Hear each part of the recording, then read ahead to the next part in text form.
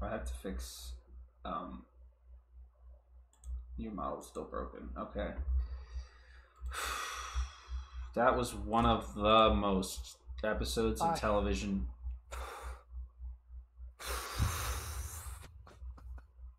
Ever.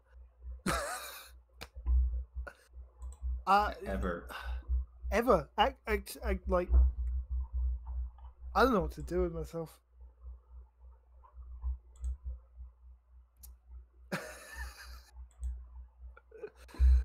Oh, Jesus.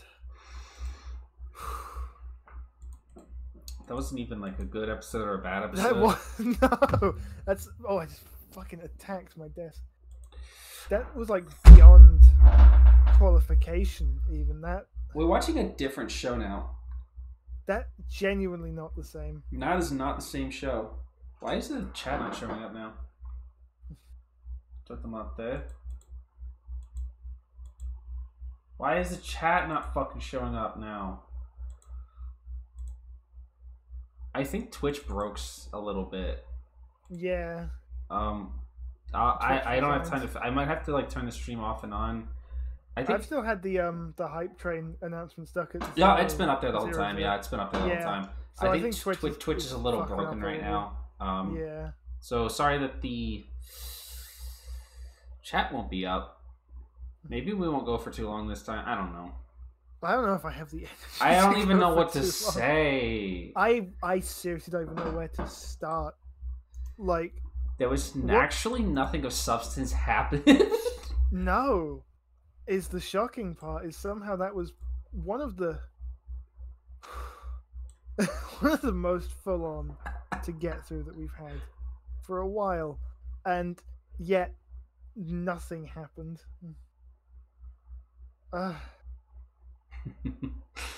What the fuck? Why did that happen? Why did any of that happen? Genuinely, what was the point? What was the point? The big dog. Why did 10 minutes of that episode dedicated to just Haruka fucking around? Yeah. And then another 10 minutes of that episode were dedicated to nothing happening.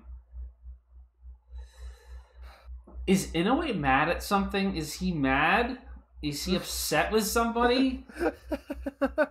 Was that like him acting out?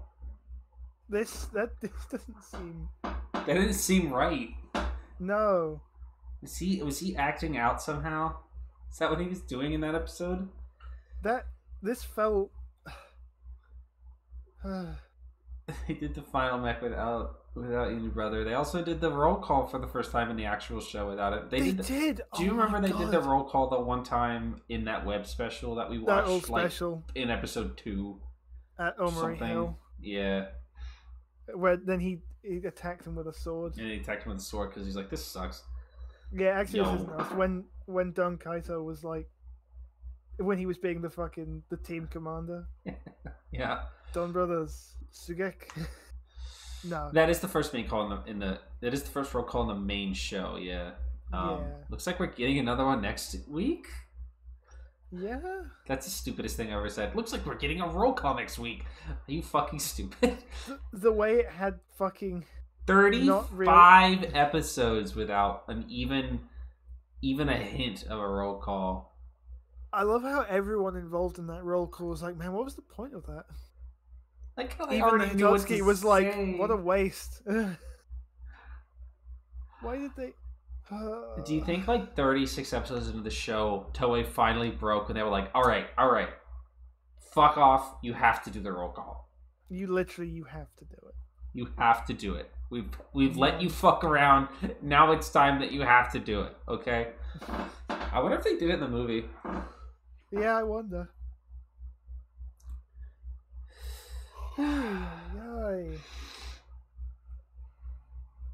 Are the toys successful? I have no idea. I don't know. I don't really care, to be honest. Donbrothers is a work of art. It's not. Yeah, it's not about the sales. It's not about the toys. It's not always about the money. It's episode 36, actually. But yeah, we're 30. I mean, this show ends in 14 episodes.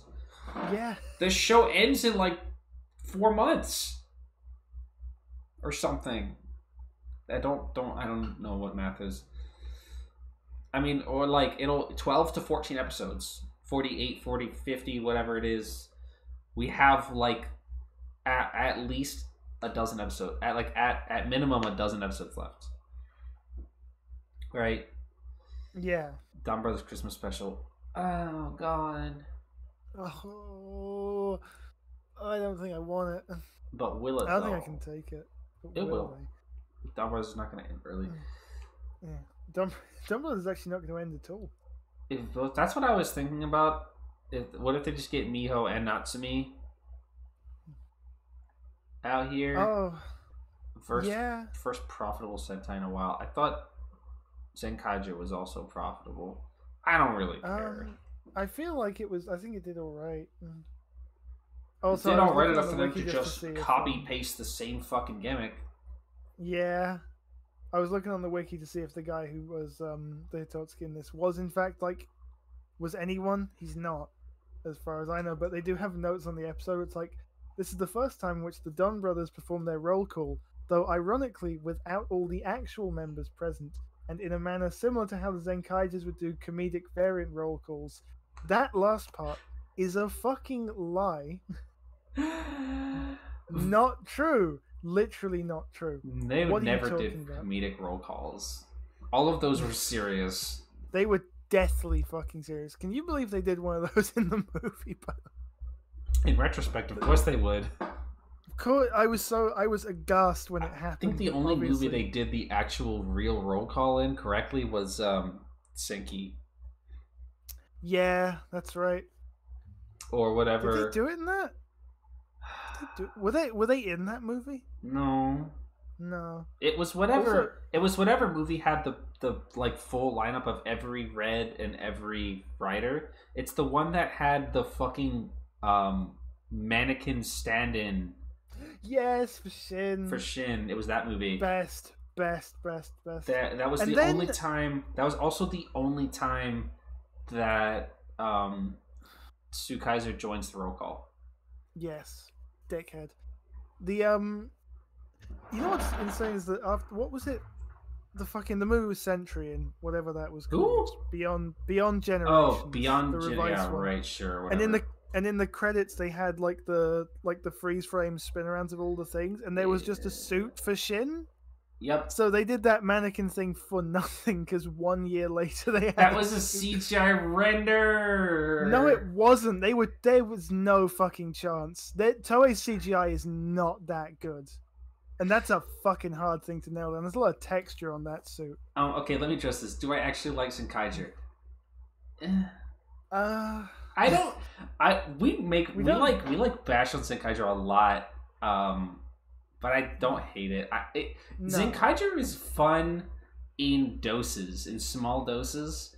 Yeah. Like, I really liked the movie, despite how it may have sounded because we were yelling at the movie the whole time.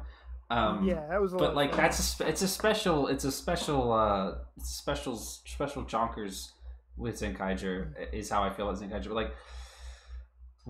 like, my overall opinion on Zenkaiger plummeted after watching 45 episodes of it in a row. Yeah, for sure. I don't know if I feel like a lot of people ended up feeling the same way. But like, Zenkaiger is like any given episode of Zenkaiger is pretty fun. Yeah. But like watching it just back to back every fucking week for 50 weeks straight with no characters, no plot development, nothing but gags, it gets pretty fucking old. For me, especially when we I think we've said this a couple of times before, right? But I don't think that our opinions on Zenkaiger would be as critical if we didn't also have to do the stream about it. Yeah, I do feel like we perhaps impacted our own impacted our own enjoyment of the franchise there. But like, for I don't know how many weeks we ended up actually doing Zenkaiger. I think it was at least like 10 or 20 weeks on the stream. It was a lot. It was a lot of the show. It gets old. Eventually, the bits just stop being funny.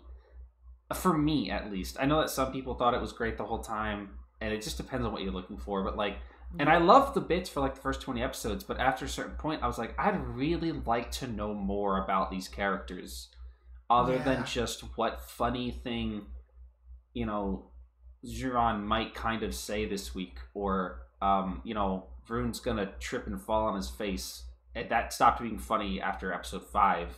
But it's the only thing he does. It's all his entire character is. Yeah. Like, I'd love to know more about Kaito's relationship with his parents, or, you know, literally anything about Kaito at all. That's not just his fervent demonic obsession with Stacy. There is no depth to any of the characters whatsoever. And it's like... No. It can work. Like, there's certainly a lot of shows that have no depth to their characters that are enjoyable. And I think Zenkaiger is enjoyable, but not just, like, in bulk for me. It ended up just, like, really falling short of my expectations for the show. Which I guess is my own fault for having expectations for it. It's not. We've talked about this. Yeah, we've talked about this a lot. At the start of the show, they hadn't necessarily picked the beginning of the show promised a lot of things that they just decided to not pursue at all. Yeah. By the end, which was a shame because basically probably not everything, but you know, a lot of what was put about at the beginning in like the first 10 episodes was like good. Good, yeah. Like very promising, and then they kind of it dropped felt all of it for all the world more than anything like they were kind of phoning it in. Yeah. Like near the end there, it really felt like they were just phoning shit in. Yeah, because like the bits is not so. I like obviously watching the just bits week to week was too much after a while, but the bits stopped being as interesting as well. Yeah, the world stopped being as funny, with some exceptions, and like it got to the point where it was just so predictable. Yeah, like you know exactly what's gonna happen every single time. Yeah, like and once the new Ranger factor for like Zox wore off, it's just like, okay, this guy's here too. Like, yeah, I think he was consistently entertaining, but I would love to have known more about his family and like you know, there's just those little hints of the characters every so often. Yeah. That actually point to something resembling depth of character. It just doesn't exist. But God himself descended on the set to resolve the plot. That was also pretty phoned in. Although apparently that was always the plan.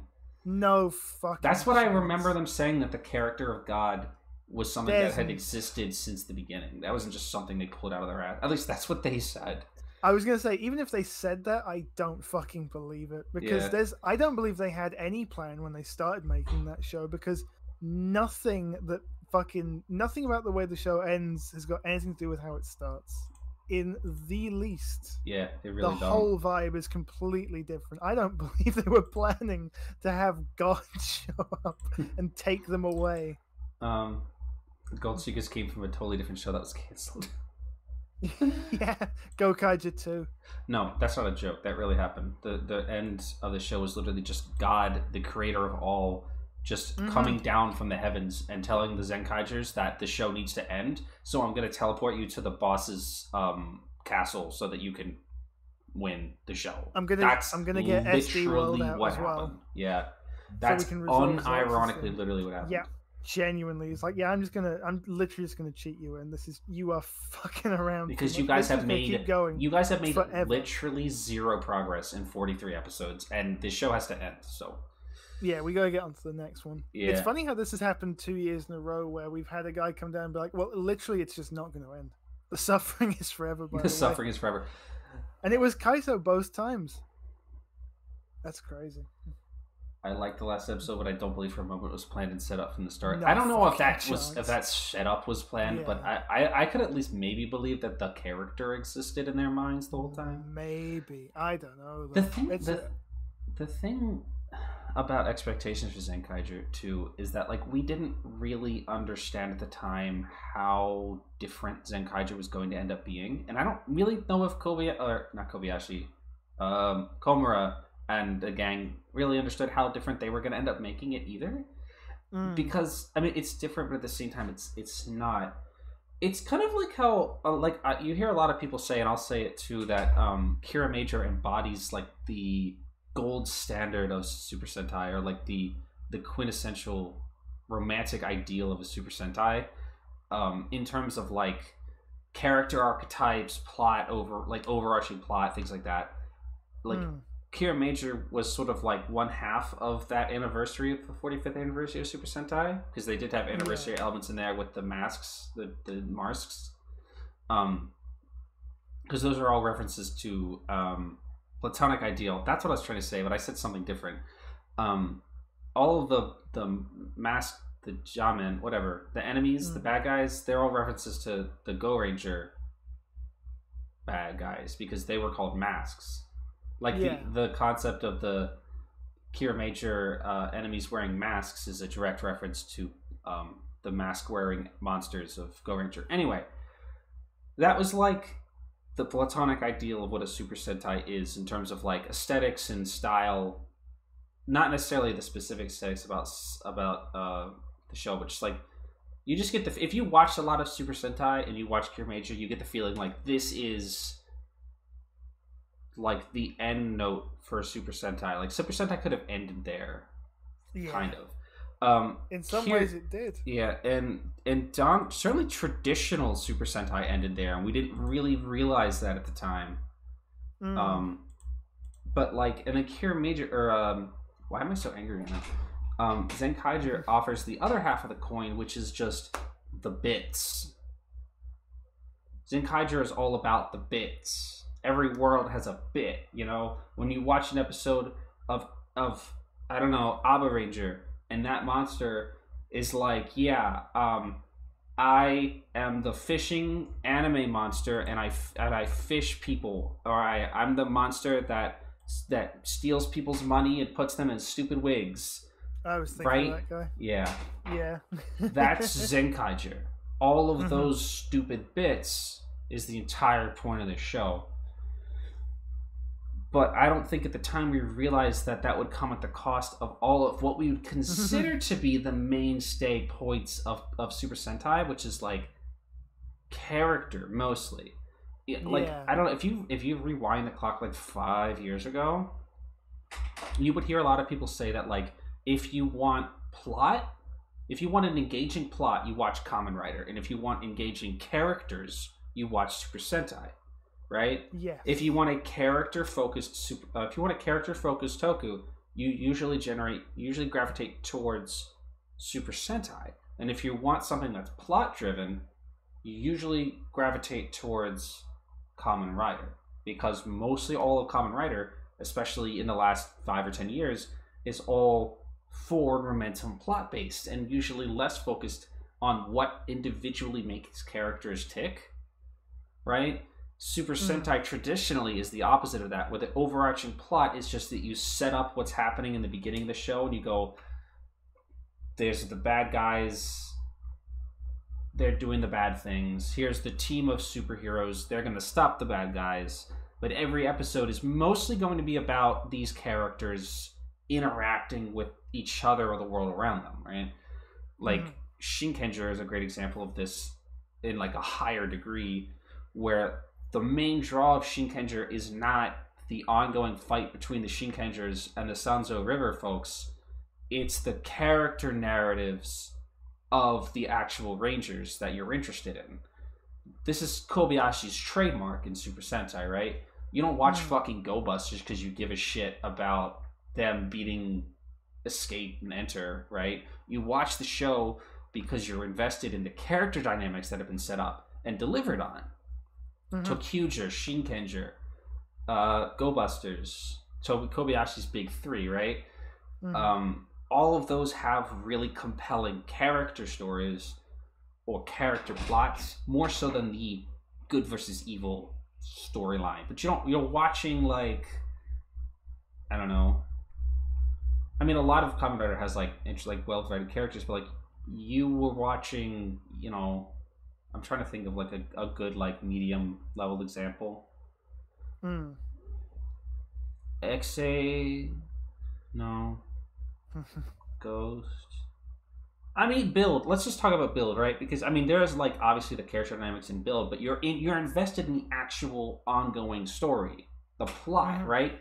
Things moving forward in Build or Ghosts or Gaim. I don't know shit. Like, especially for like you heard this a lot during the Gaim days when people were praising Gaim for having its ongoing, consistently moving, serialized storytelling. As opposed to ToQger, which is really focused on its characters, but couldn't really care that much about the story for most of the runtime.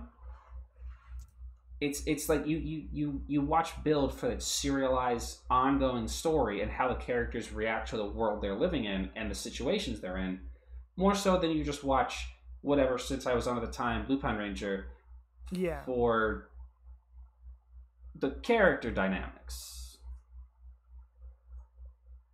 Because Lupin certainly didn't have a plot. No, not in the least. Not in the least. I don't know if that makes sense, but like... Yeah, no, I get that. Yeah. I do just want to address, because somebody asked a little bit ago, where was it? The fucking...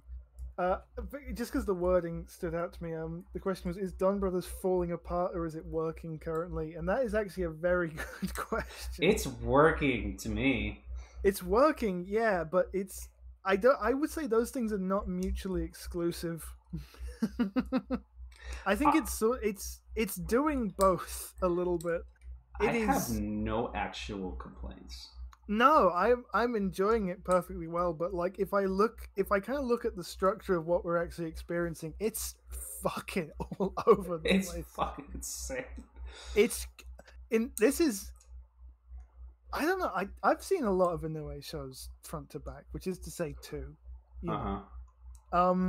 Which is enough because they're both 50 episodes and insane.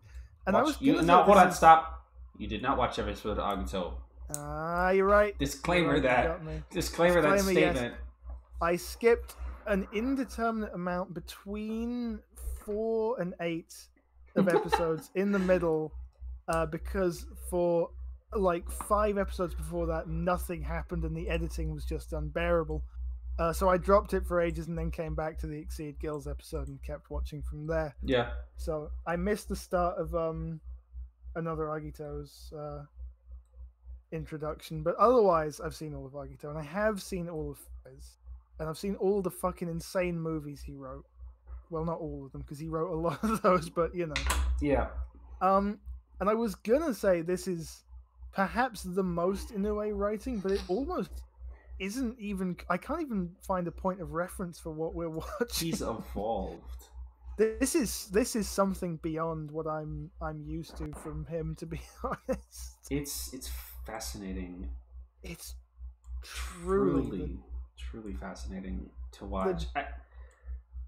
Layers of it all. I feel like I could nitpick a lot about, like, I don't know if I think the Donbrothers characters are really any particularly more engaging characters than the Zenkaiger characters. No.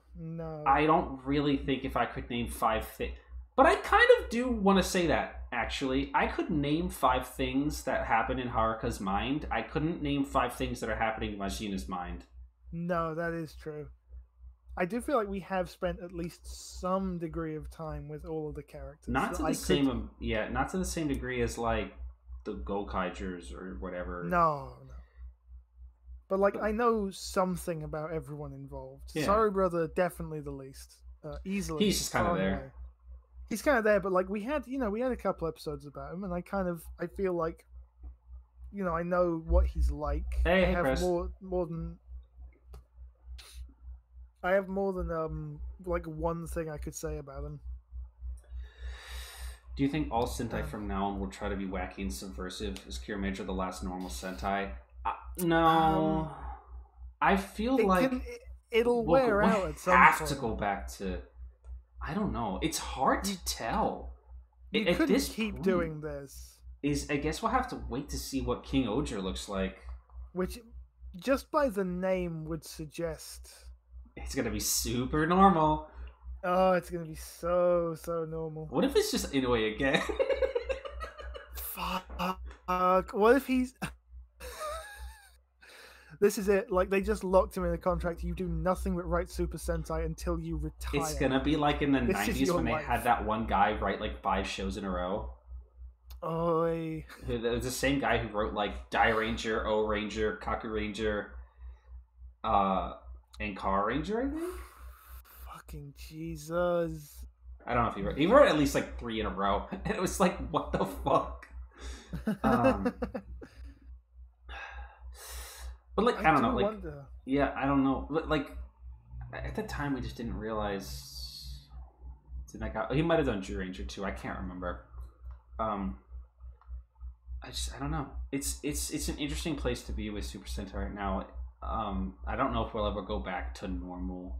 Normal wasn't really selling toys, so I guess no, it had been in pretty clear decline since what, Tokuja? Yep. Was where it started. I think Tokuja took a big dive, and we just never really took a recovery from that. It was kind of a permanent, mild downward trend all the way from there, I think. Yeah. Which, I mean, this does seem to be helping. Just massively condensed toy lines, like one simple gimmick thing, and then just put your focus elsewhere. I feel like Donbrothers is managing that a lot better than Zenkaija did, because Zenkaija was like a trial run. There wasn't really a toy line in Zenkaija in like the same way I feel like there is with Donbrothers, because I could point to, the mechs are the big thing, obviously, but like they are good. Like they're notably more impressive than mostly any Toku or any Sentai robot ever. Yeah, really. I mean, especially like not comparing them to. I mean, they're immediately better than the Zenkaija ones. And like year before, the Kira Major ones were as tiny. Toys, not great. Tiny and kind of very simple. Yeah. So to go from that to like Don and Taijin, I do feel like that's a big improvement. It is, yeah. And I mean, it's clearly doing all right. As I say, we don't know the specific numbers off the top of our heads, but like the fact that they did just keep the gear thing running for 2 years in a row would suggest it kind of. I'd say they're doing well, because aren't they P Bandaiing like movable joints for Don Oji Taijin? There's like a P Bandai set coming out version that has. I don't know if it was a version or if it was a conversion kit. I'm not sure. I had one. I think it's a conversion kit for the DX that gives it joints. I think they did. Did they? Was it P Bandai again? Was it a kit for Zenkai Jiragaon that gave him like more show accurate legs? Yes, that was a P Bandai thing, I think. Funny fucking guys for that one. Oi. Hold on, I wanna go back and like I had, there was some things that people said I wanted to touch on. Oh yeah. Thoughts on Hallelujah Win and the girl who died in 5 minutes. I have 0 thoughts on the girl who died in 5 minutes, because she died in 5 minutes. Yeah. It's just a very succinct reminder that Takahashi is still Takahashi. Yes, that was actually. It wasn't super rough, but I was definitely like. It wasn't very rough because she never got. It was like, but it's like, what's the difference between her and like the owl guy who died in episode 2? It's like, well, the owl guy in episode 2, his wish wasn't to lose weight and get married. Yeah. You know, I don't know what his wish was, but it wasn't like. It was something about his dying son. Oh yeah. One of those. See, Jesus. Yeah, that was a bit. Yeah, the other Takahashi staple. There's 3 women in this show, okay? One of them doesn't have any agent. Well, there's not. There's 2 women in this show, okay? One of them doesn't have any agency because she's a smart girl, and the other one's wish is to find true love. It's nothing, okay? This is like dangerously close to the same bit we did in 01, where there were 2 women in the show, and one of them didn't have any agency because she was literally a robot slave, and the other one didn't have any agency either. Nope. Because she was a wage slave. Yeah, she. But Yaiba never had any agency. I mean, Neon has the illusion of agency, at least. There is some pretension to the idea. There is pretension to the idea that she wants to become independent. Which it's something. Is something. I mean, I'm not willing to write her off just yet, but I'm just saying I don't have high hopes that Takahashi suddenly learned to stop being a misogynist. Yeah, especially after today. Zero expectations for her to go anywhere. But to be honest with you, to be completely 100% genuine, I've had zero expectations for Geats from the minute we fucking found out. Yeah, I'm not gonna feel upset if Neon is like a nothing character, because I never expected her to be a character, because her name is Neon and she's a girl in a Takahashi show. Yeah, not gonna sugarcoat it. Thoughts on Hallelujah Win? He's cool. Wish he had the guitar as a writer. That's really my biggest thought on him right now. Yeah, feel like that's more of a fit for him, to be honest with you. Oh yeah, Taikin's sister is a character. You're right. Sorry, oh I forgot about that. Yeah, she's actually kind of normal too. I forgot about her because... Well, she hasn't been in the show for the last... Her character is just sister. Yeah. Her character is the same character as Kaita's... what's his name? What's Gaim's name? Kota. Kota. Her character is the same as Kota's sister to me. She's just there because you kind of Kota's sister. The only thing I remember about Kota's sister is the time that she yelled at him for not having a quote unquote real job. Do you remember this? In Gaim, there was a point pretty early on the show when he started making money off of... I don't remember if it was from dancing or if it was from the invest battles, but he was making money, and he was explicitly using that money to support their household, because she was having trouble... she was having fucking trouble, like, supporting both of them on her income, and so he made money and gave her money so that, they could live... And she fucking bitched at him for not getting a real job. Like, oh, that's not a real job. Go get a real job. Like, it was so douchey. It's the only thing I remember about her. Sucks. At all. And then there was, like, the montage of him trying to get a quote-unquote real job. I remember that. And it's like, whatever. So, because it was all just... fucking lip service for the Gaim's stupid overarching theme of maturity or whatever. Do you know that Urobushi is so fucking pretentious that the various arcs of Gaim are labeled like childhood, adolescence, adulthood, and shit like that? Oh God Almighty! What a pretentious douchebag! What a fucking dickhead! Anyway.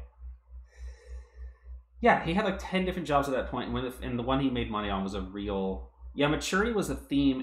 The various arcs in the show are supposed to be representative of different points of, like, I guess, development. Kaito why do I keep calling him Kaito? Kota. A lot of those guys. Kota starts off the show, like, naive and goofy, and he, like, grows up... because he sees people die or something. I don't remember that much about Gaim. There was a Kaito. No, there was a Kaito, but I'm not even thinking about him. Like, I'm not even... Because I usually call him... I guess I'd usually call him Kaito. Anyway, thoughts on Punk Jack. I like him. I think he's funny. Yeah, he's funny. I'm interested to see what's happening with him. There's a lot of... douchebag guys in this show, though. It's just really stacked with assholes. Yeah, that kind of, I can... It's... Obviously, I would rather have it both ways, but if the concession to having no, like, majorly important women is that we just get some of the most fucking awfully annoying men ever. That'd be cool. Like, I can live with that, if it's a cast of just masses of guys who hate each other, and Keiwa is there as well. Yeah, I really like them snarking at each other. It's cool to see. It's not an entirely unique dynamic, of course, but just to see the writers at each other's throats in a way that what it is that I enjoy about Geats is that the writers are at each other's throats, but they're not actually trying to kill each other. Yeah, they just in other shows when writers disagree with each other, they whip their belts out and beat the shit out of each other. And in this one. Geats and Buffa just fucking spit at each other's faces. Yeah, just grabbing each other's collars all over the place. You know, it's Geats fucking abusing the fact that Buffa doesn't remember him for 5 minutes and fucking with him. God, that was literally, I was just thinking of that. It's that. Yeah, he went along to the bit where he was going to get his memories back to sign his shirt. Fucking what? Just to fucking piss him off.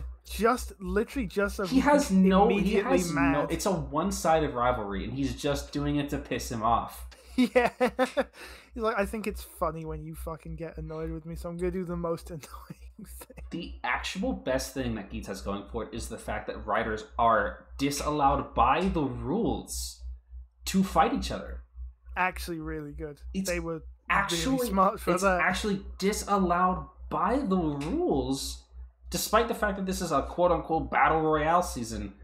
They are banned by the rules of the show that they can't fight each other.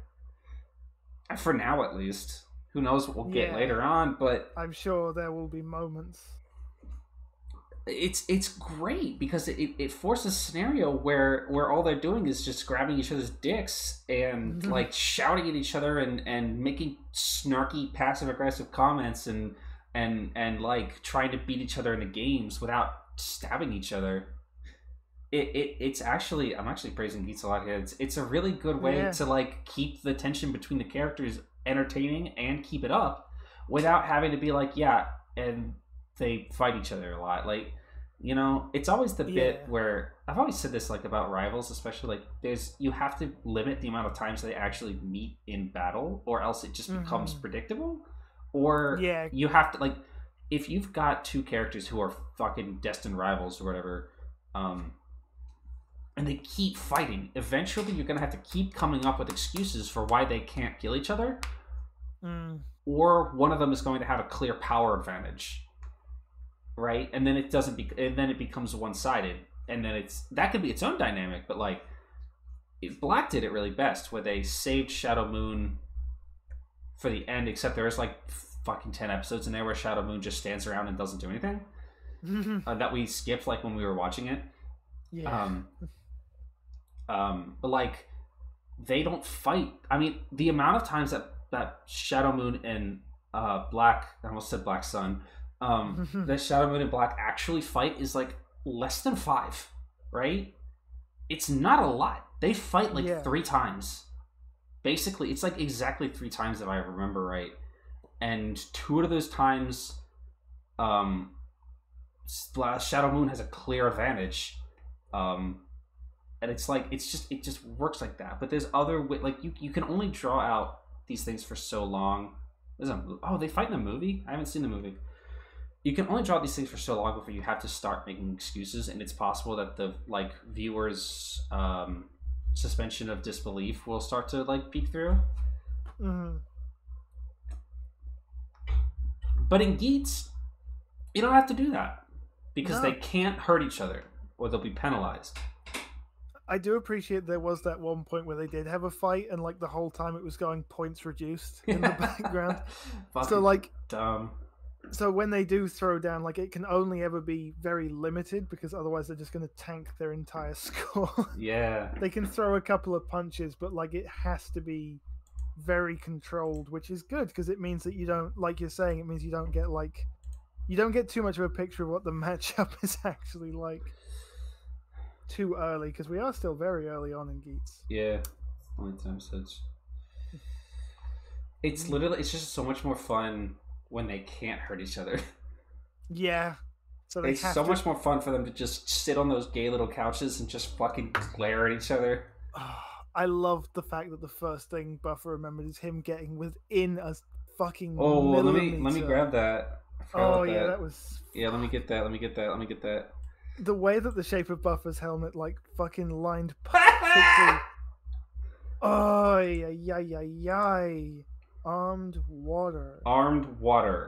Look at the fuck. I don't even remember what episode this was. Did this happen? Very early, I think. Yeah, that was. Well, they're still using water, so that's like within the first 5. I want to say. Oh man.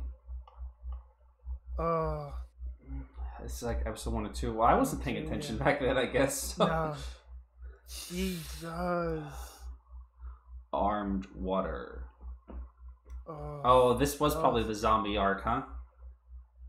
Oh, yeah. Armed water. Why is Ace just fucking with him? For real, just to make him mad. Just to make him fucking mad. When he was like, "Oh, what do you wish for?" He's like, "I'll tell you when I win." He doesn't have to do that. He doesn't have to be like that. There's no reason he's chosen to antagonize this one guy. Fuck you for real. I like how at the end of episode 9 he was like, "All right, see you in the next games, bud." And then in episode 10 he's like, "Why'd you bring Buffa back?" You wanted him back. Don't pretend like you didn't want him back. It wouldn't be nearly as fun if he didn't have this guy. How many episodes are they going to make us wait for Tycoon to come back? Yeah, I'm surprised. He wasn't in fucking next week. Nago back in real quick, huh? Yeah. Well, they got to sell the toy. We got to sell the toy. The toy that shit's on the shelf right now. Beat. I wish that Buffa hated me more. I need it. I need it. I wish she was like, is Buffa the real second rider? I just, the way that you said that is like, made me think of like the fucking like game theory like thumbnail. Is Buffa the real second rider? What was he cooking? What did he wish for? What did he wish for? Fuck.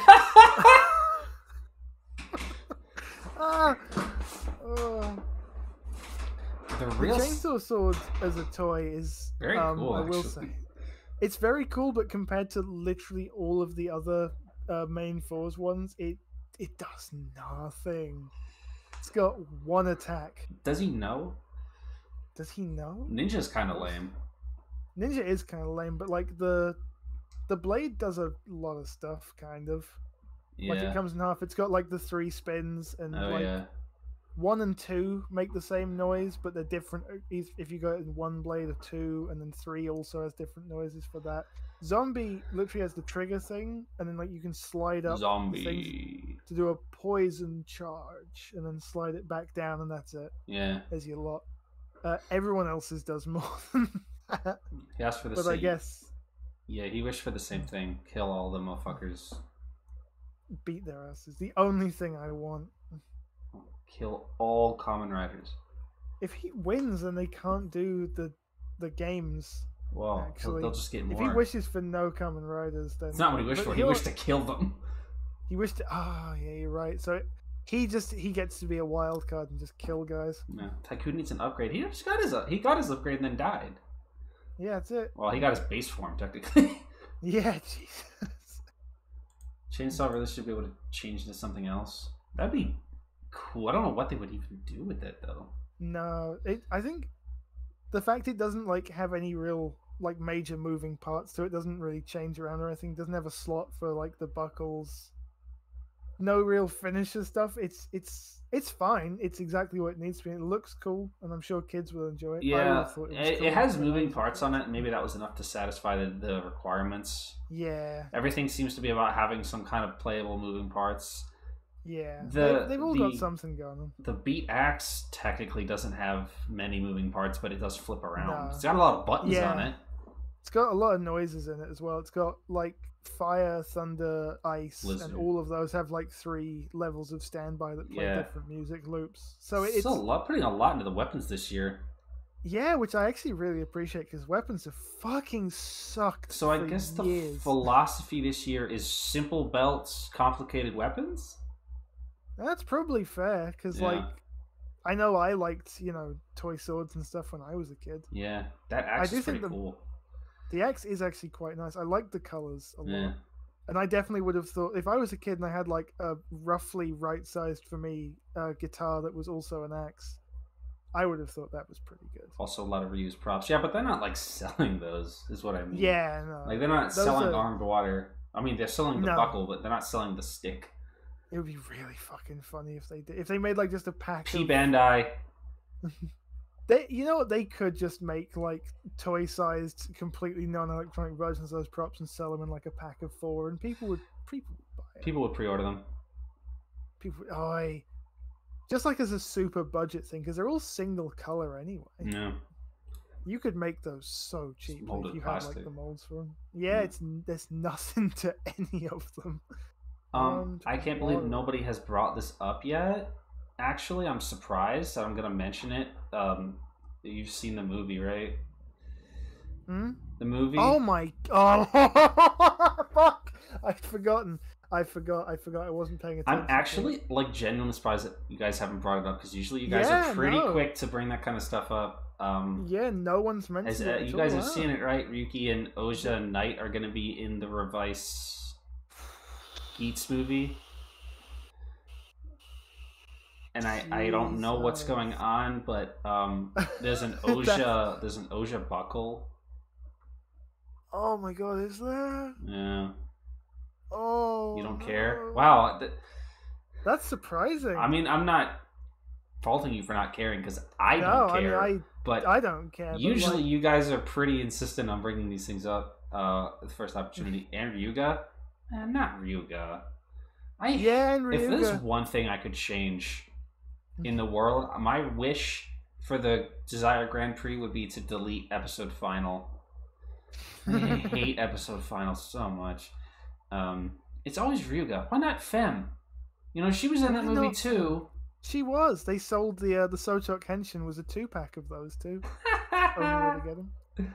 That's really funny. Now, I don't think I have to clarify that I don't think we're gonna watch that movie. Fuck no. See, because usually I'm prepared, guys, to be like, "Hey, did you see the movie? Did you see the trailer? You're gonna watch it?" And be like, "No." Nope. I think we might have finally instilled into the audience here that, like, anytime they ask, "Are you going to watch something?" The answer is always no. Literally every time. Are you going to watch side content for Kamen Rider? No. Fuck no. Not on my own time. Certainly not. Are they actually bringing the actors back? Have they actually announced that? Because I didn't see that. I just saw the poster. They have proven they will pick up the phone for less. Jeez. Well, that's... No, that's less. No, I am calling Rider Time Ryuki less, yeah. I couldn't remember because they were in... I remember them interacting with the Geo cast, but that was in Rider Time Ryuki when Geats, and Geo just randomly showed up at the end of Rider Time Ryuki. Fucking just appeared. So they made the joke about... So they could fight another Ryuki. Yeah. And Odin as well, I think. With using the Ryuki Ride Watch in the Decade thing, and they literally just put like the face on it. Yep. It would be funny for all the advertising the Ryuki guys are suits only. Hey, they've done that crap before. Swear to God. I can't think of when they have, but I'm so sure they have. I'm sure they have. They made the joke about Ren and Gates looking similar as well by having Ren's actor put on the fucking stupid Gates baby harness for one shot. They don't. They really don't. But, like, they didn't then, but like I guess roughly it's the hair. Yeah, anybody could have that hair. Cheekbones. It's vague enough. It's a stretch. Yeah, like I suppose in the category of secondary riders, they do look more alike than most. In the rest of Geo, when they started reusing the Another Riders, did they use another Ryuki or did they use another Ryuga? I think I remember. Uniquely qualified to answer this question. Jesus, I was gonna say I remember another Ryuki being in the actual TV show. The bit at the end with like another Geo 2 where they have all the Another Riders, including Kuga. The one time that fucking ugly piece of shit showed up in the show at that mansion. Yeah. We're at next week in Gates, no less. No, Geats. Oh, it's not confusing. It's not fucking confusing. It's not confusing. I think it must have been because they wouldn't have just thrown in if they were bringing in Kuga from the movie, they wouldn't have just thrown in Ryuga for that. So funny how another Ryuki wasn't. They made like a different head for it and everything. It's not even just a straight recolor. They made different parts for it. Why? I don't know why they made different parts for it, because Ryuga literally is a recolor. There's fucking no actual difference. Oh no, okay, wait. That is not true. I think the dragon on the head is different. Yes. Okay, so that it tracks. It tracks. Right. It tracks. It tracks because the head is based on the dragon of the head of the rider. Although I don't think Drag Redder and Drag Blacker are actually different looking. No. I don't actually know. I've only watched the episode final once and I hated it. Exactly the same. The head is based. Yeah, it's based. The head is based. Yeah, it's based. So that's all the discussion we're going to have about that movie. We will be skipping it entirely. That's it. Ryugas are flat. Maybe that's just because it's the... Oh, I think they are. No, you're right. Because Ryuki's got that slightly wide-eyed charm to him, and Ryuga's not. And maybe it's because they only made a stunt version of Ryuga. That would be really fun. Because I'm pretty sure Ryuki's face is flat when they're using the stunt version. It's like how there's another rider whose face gets really flat when you switch to the stunt version. Who is it? Oh, Kraw's Charge. Yeah. His face looks different when you're using the stunt version.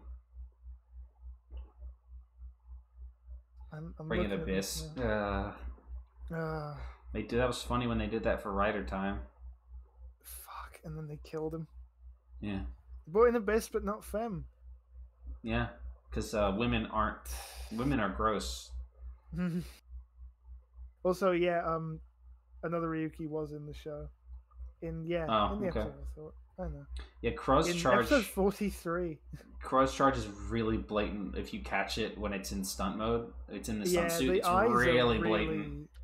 The eyes are way more orange. I remember because in the camera suit, it's actually layered. Like the orange eyes are actually underneath the translucent blue, but in the stunt suit, the face is flat and the orange is just part of the blue, so there's no overlay. Yeah. So you can see it looks like a lot different. It actually looks like the Rider Kicks figure has this problem where the eyes on that are way too orange because its face is flat instead of the Bottle Change Rider, which actually had the gimmick of putting the translucent parts over the face, which doesn't have the same issue. I opened up Zukan just to see. I didn't expect them to, but they actually do have pictures of the stunt suit, so you can illustrate. Why did it happen, but not with Grease? I think the thing with Grease is that I'm pretty sure he does have the same thing, but I think his is less noticeable because the translucent parts on Grease are essentially clear anyway. Yeah, and exactly. His eyes are a little more of a muted red, I believe. They're red, right? Is his eyes red? Yeah. So I think it just isn't as noticeable as a problem for Grease. I don't know. I've never noticed it now that you mention it, but I think it's just a less noticeable thing with his design. Unless they didn't have no, they could not have a stunt suit version of that. No. Remember when they did the CGI one? Nope. In the fight against the fucking Engine Bros. Oh yeah. And actually in one of his early fights as well, I think he did that.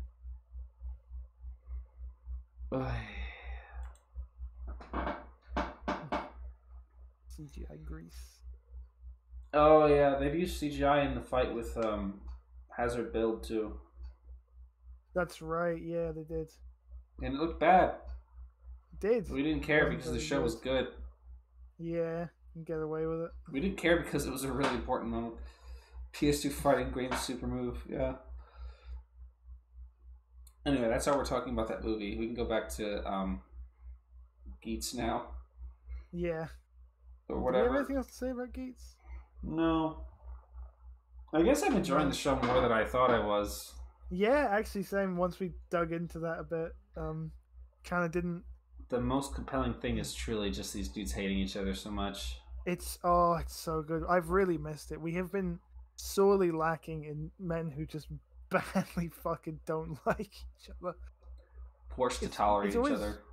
Really good as well when you have like a rider dynamic where one guy's way more fucking invested in it than the other guy. Yeah. But like the guy who isn't invested still kind of just goes along with it. It's really good. It's been a long time since we've had like just guys who suck. Honestly, I saw that post about Beast doing the rounds a little bit ago, and I was like, man, I miss this energy. What a classic guy who sucks. Haruto sucks fucking... too. Yeah, Haruto was such a cut to him for no reason. Those two are so fucking annoying together. Just that thing fucking he's always doing annoying. with the finger guns. Yeah. Why did either of them do that? Haruto was just such an asshole to him just because he was annoying. Yeah. In his debut thing where he's like, I know you're worried I'm going to muscle in and steal some of your thunder. He's like, no, I don't care. I don't care. I really don't care, but... Nevertheless. Macklemore looking ass. Oy. Daiji and Hiromi sucked, but they didn't suck in the same kind of way. Daiji was perfect. Daiji was actually the best. Where would we have been for so much of Revice without Daiji? Would have been a way more quiet viewing experience without Daiji. Yeah. I hope Geats can get us to that point where we're just shouting at the fucking television. Yeah, it's still too early yet, but I really once we get into the 30s and the 40s, I hope it's just screaming at the fucking characters again. Oh god, there was a point like before the last kind of 10 episodes of Revice where it was just peak viewing experience in the worst possible way. Yeah, we weren't happy about it at all, but we were experiencing Kamen Rider. The peak of bad Kamen Rider. The most clocked in man in history. I hope they keep the game aspect going. I hope they do for at least, I don't know, the 30s, at least the 30-minute episodes, the mid 30s. I mean, I don't know how. Like, I wonder if they're gonna drop the gimmick at some point, but like, I kind of hope not, because like then it's gonna very quickly revolve on. It's just gonna devolve. It's gonna revert back to like. Yeah, much more standard kind of thing. I mean, I feel like they could get a lot out of this. Get a lot out of this, yeah. It's just a good framing device to like. I guess right now we kind of just feeling out the characters a bit. I don't know what we're feeling out. No, we're feeling something. We're feeling something out. I think Punk Jack will be the next guy to die. Is that what you said? No. Punk Jack feels like the guy who will die next. I don't know. I mean, he kind of feels like he might be here to stay since he has a power-up. Yeah. Maybe he'll be gone by the end of this arc. Maybe. The Game Master was talking him up as well in his introduction. Whatever. He was like, I don't know who that guy is. I hope they reveal it next episode. The old man to die. It's kind of dumb. It's kind of lame to just throw out, like, you know, in the first arc, they had those other characters, and sure, they all died, but they were around for a minute. Yeah. You know, they kept us guessing for a bit there. You know, are these guys going to bite it? Are they going to get something? Especially we didn't have all the information about all the upgrades that were coming out. Yeah. It's like, is Mary going to stick around? No. You know, whatever, right? And I was like, all right, here's two obvious red flag. Who's two obvious death flag characters? They're just straight repaints, and they have nothing going for them. Yeah, not one thing of interest. Which... Secondhand rage powered me to do things quickly. Great. Awesome. That's useful. That's good. KY didn't get his upgrade till after Punk Jack. Technically, he got his first... No, he got Ninja before Monster showed up, didn't he? Yeah. It was like an episode before Monster showed up. He was out of the game by the time Monster showed up. Yeah, he doesn't know about Monster. He doesn't know about Monster. The toy didn't I don't release. know about Monster. Did Ninja Toy not release until after Monster? I'm not keeping up with the toy schedules. That's weird. Me neither, to be perfectly honest with you. He doesn't know about Monster. Did he know? I have no particular interest in actually buying any of these toys. No, the Beat Axe I'm a little taken with, but I am also aware of the fact it's maybe about as long as my forearm. Yeah. So Monster. It wouldn't be as fun. Monster. Why is it a little thing? It's just a little thing. Thought I heard. I mean, you might be right. I wouldn't be able to cover it. Punk Jack did his ID core first. He did. He did. Yes, he did, which is so funny. Oh yeah, Nago's ID core just came out with the beat thing. Yeah. So not only is her toy on shelf, but so is she. Yeah. Only now. At least those ID cores don't actually matter. As far as I understand, they don't matter at all. I don't think it does anything, right? I don't think it does anything. You have to have an ID core inserted to use the toy, I think. But I think they're purely aesthetic. They're just pieces of plastic. Yeah. But like they're not triggering anything except the ability for the toy to like do. Yeah, they're not the Sengoku driver plates, which were bullshit. Those were rough. For people who don't know or don't remember, Gaim's driver, the Sengoku driver, it had those, it had the portrait of the rider in the corner. That was actually a removable plastic plate, and those triggered switches in the belt. And the only way you could use, how every rider in Gaim had their own, well, some of them shared them, but there were several unique standby jingles. Like Gaim had like the wow wow, like whatever. Those were not dependent on lockseed used. They were dependent on the ID core, the faceplate that you had inserted. So it's like, yeah, okay, Barons and Gaims, they come with the driver, right? But it's like Ryuga's comes with the gun, I don't like his gun or some shit. Yeah. They got increasingly more bizarrely weird to actually get your hands on. And some riders who never actually had toys released never had those released at all, or they were like P Bandai or some shit like that, or like just really ostensibly hard to get your hands on, especially in the aftermarket. They're really hard to get your fucking hands on. There are people making custom cores. Oh, people will always come up with custom solutions. But like, how did you get Bravos again? I don't even know, because I don't think it came with the Dongri Lockseed. No, and they didn't sell his weapons. Dongri! I don't know how you got his. Like, I don't know how you got. No, wait, Dongri is the nut. What was his? Durian. Durian. Yeah. I don't know how they got his, or the nut guy whose name I forget. Grydon. Or like Kurokage, or who gives a shit about Kurokage? Fucking Kurokage. Matsuboku. Yeah. Tell you what, that's always funny. Bravos comes with Key Durian and Light Sheet. Okay, no. No. Before that, right? They had to have sold it before that, probably. Yeah. Because that was specific. Because that set is specifically for the CSM driver. Yeah.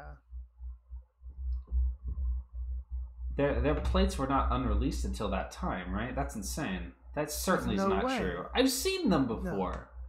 No. Yeah, no, those were out before. No, I don't think Knuckles ever got released. Did Knuckle have one? Oh no, he didn't. He used a mass-produced driver. driver. A blank one. Yeah. Bullshit. Also bullshit. By the way, horse shit. But that means that his didn't get released, because I don't know where you could find a blank one. No, those are... Yeah, where the fuck do we even get a blank one? Bravos comes with Durian. Oh, okay, it does. I don't know what... Right. Why the fuck? Takatora's came with. Probably the... the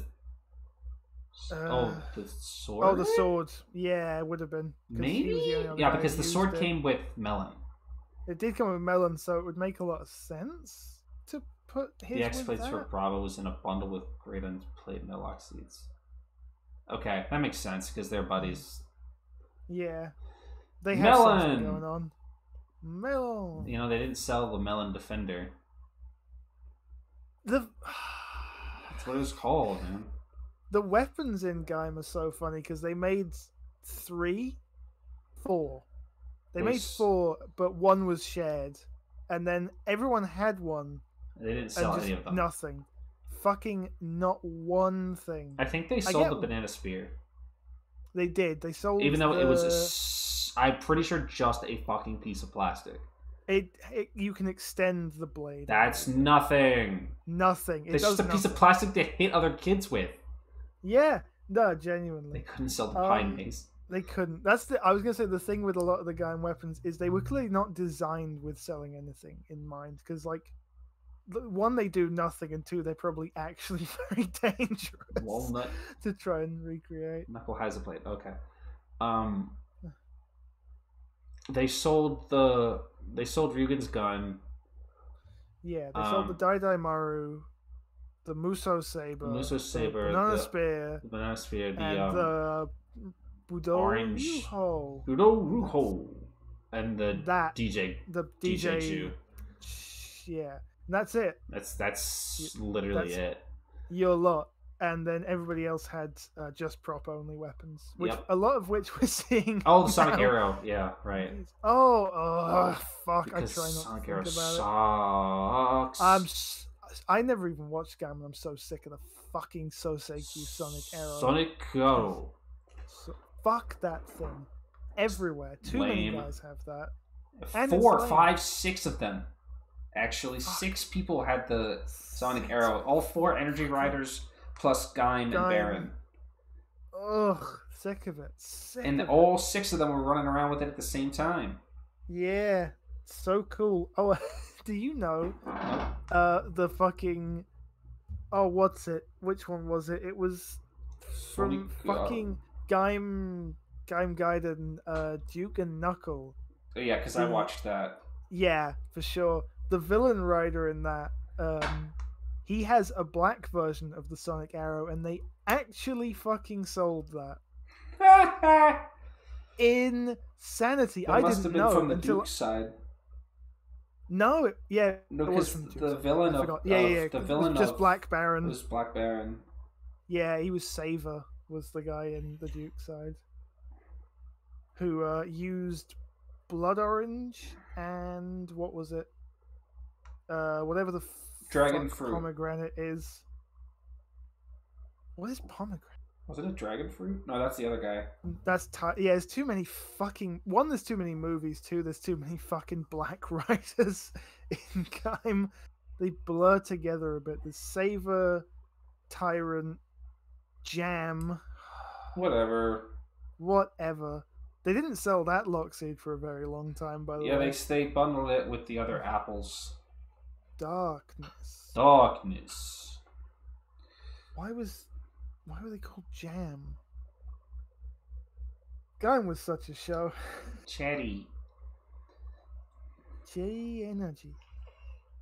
Geats Axpo was pretty cool. I don't think I ever really saw it that much.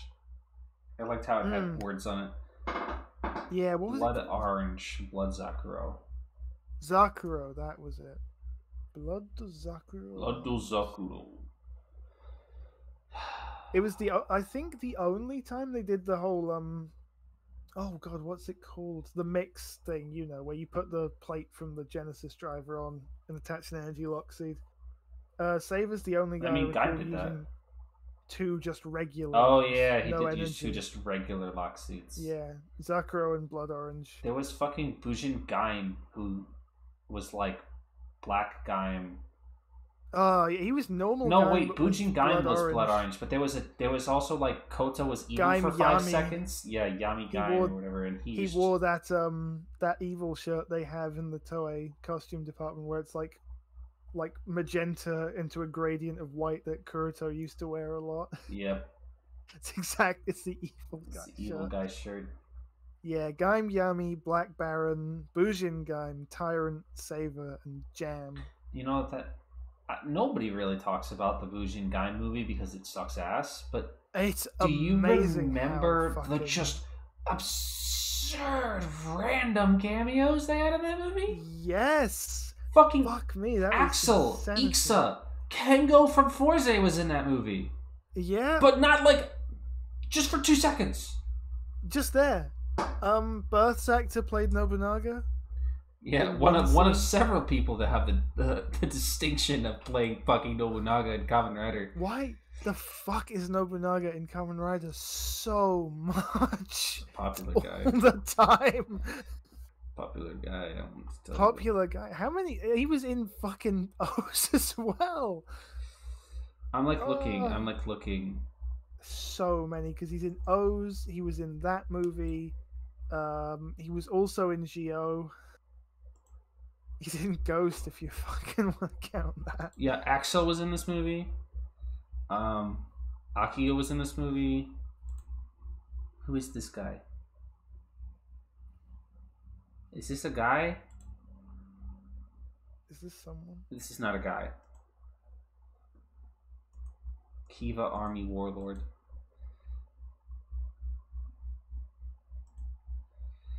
Yeah, Nago. Fucking Nago was just in this movie.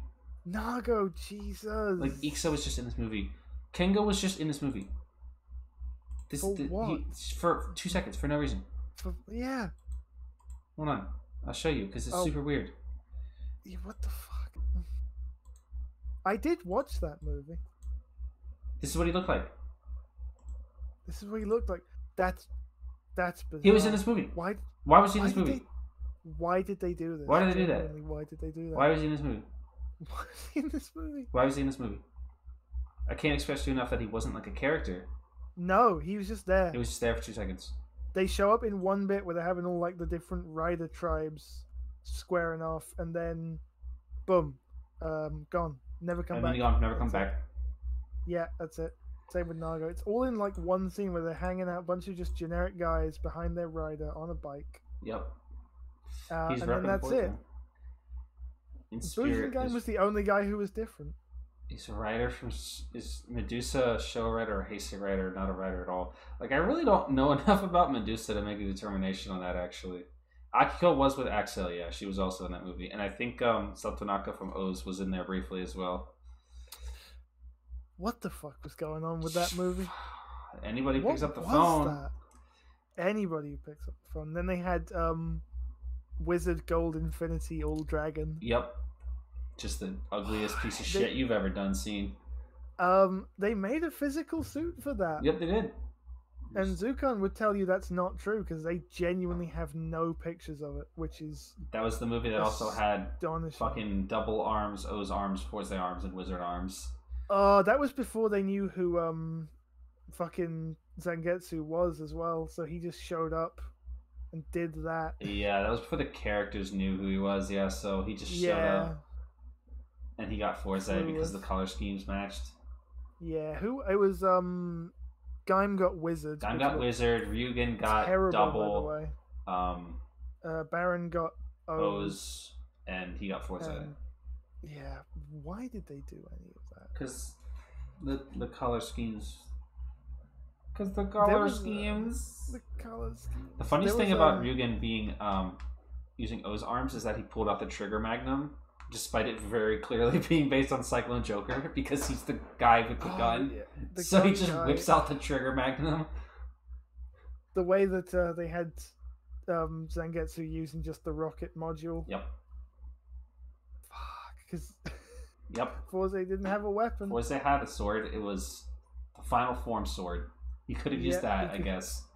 He could have pulled up Billy the Rod. He could have pulled up Billy the Rod. Why was it? It's a reference to something. I'm sure it is. They all have some kind of a joke. Let me look it up. Fuck! I was looking. 15. You remember Combinator 15 because he used 15. Billy the Rod. Fuck. By the way, look at this. The name Billy the Rod is a reference to Billy the Kid. I mean, yes, obviously. Yeah. Because I know the berries on sword is a reference that pisses me off.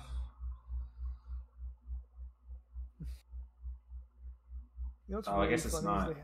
They have multiple images of everybody's stupid fucking rider armor form, but they don't have. They only have one picture of Gaim Wizard arms. Like the main guy, and he's not in this lineup as well. They've got Beast there. Progrise Hopper Blade. Progrise Hopper Blade. Oil. Changing to lethal weapon. What do you mean by that?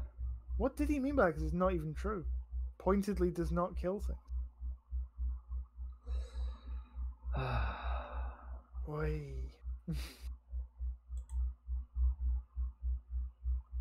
Gaim. What are we talking about Gaim for? Whatever. What are they doing? What? Yeah, genuinely, what are any of these fucking guys doing? Forza arm. Seishun. Switch on. I wish I didn't have so many of these in my head. Here's the notes, by the way. Here's the Here's the notes for Ace's character, Geats. Oh, yeah. Here are the two notes. I'm gonna read them in reverse order. Okay. Here's the third. Here's the third one. Since Ace said he joined the Desire Grand Prix since the 1st century and was born before AD, Ace's age should be over 2,022 years old, making him the oldest main protagonist rider. True. Shut up. True, but also, yeah. Here's the second one. Geats is the first white-colored primary rider since Forza. Also true. Also true. This is from the Rider Wiki. Here's the third one. During the original development stage for Geats, real-world events such as the COVID-19 pandemic and the 2022 Russian invasion of Ukraine had occurred. That's not the end of the sentence. As such, head writer Yuya Takahashi wanted Ace to be an established, confident character from the start, instead of having him grow slowly over time. What the fuck does that fucking have to do with either of those things? I feel as if you could have started after the comma and just left all the rest of that off. But then you would miss the context for why. This is apparently sourced from an interview that doesn't have a link to it. But I'll choose to believe that this is true.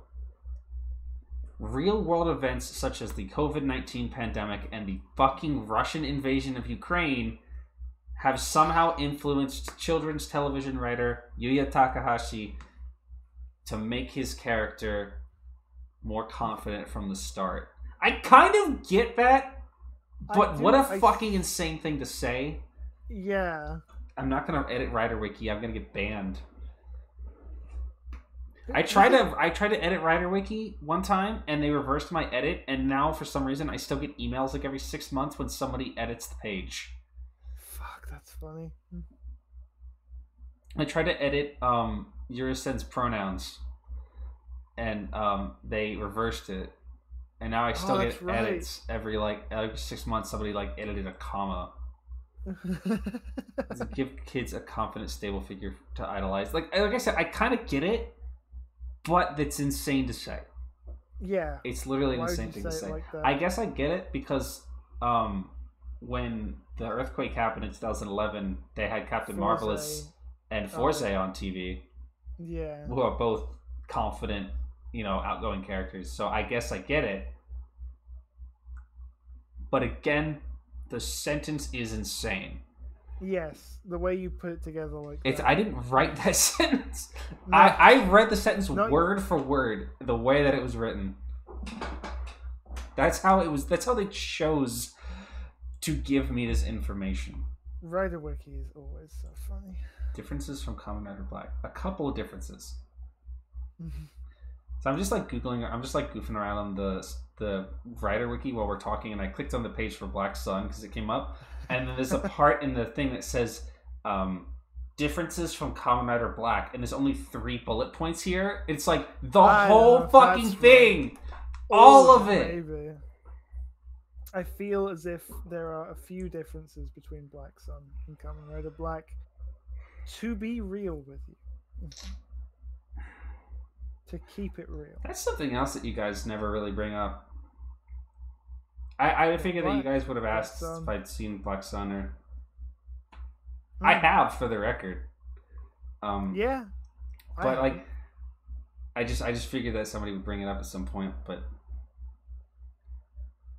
I'm not really going to bring it up that much.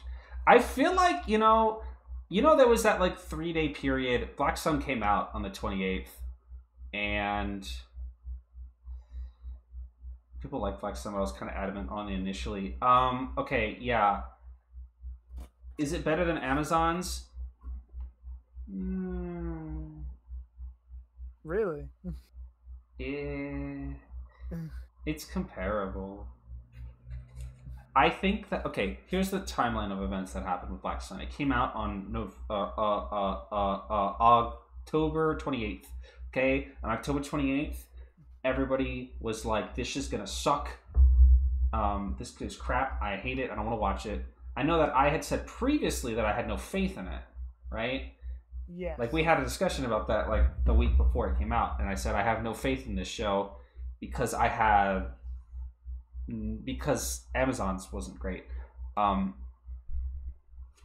then by the 29th, people had started to watch it, and everybody everybody kind of realized that it's better than they thought it was going to be, and they way overblew it with how good it was. People were like in the streets sucking each other off, fucking praising the show to heaven about how it's like a gritty political story about Japan's you know, like it's like a political story about Japan and their politics, but it really wasn't.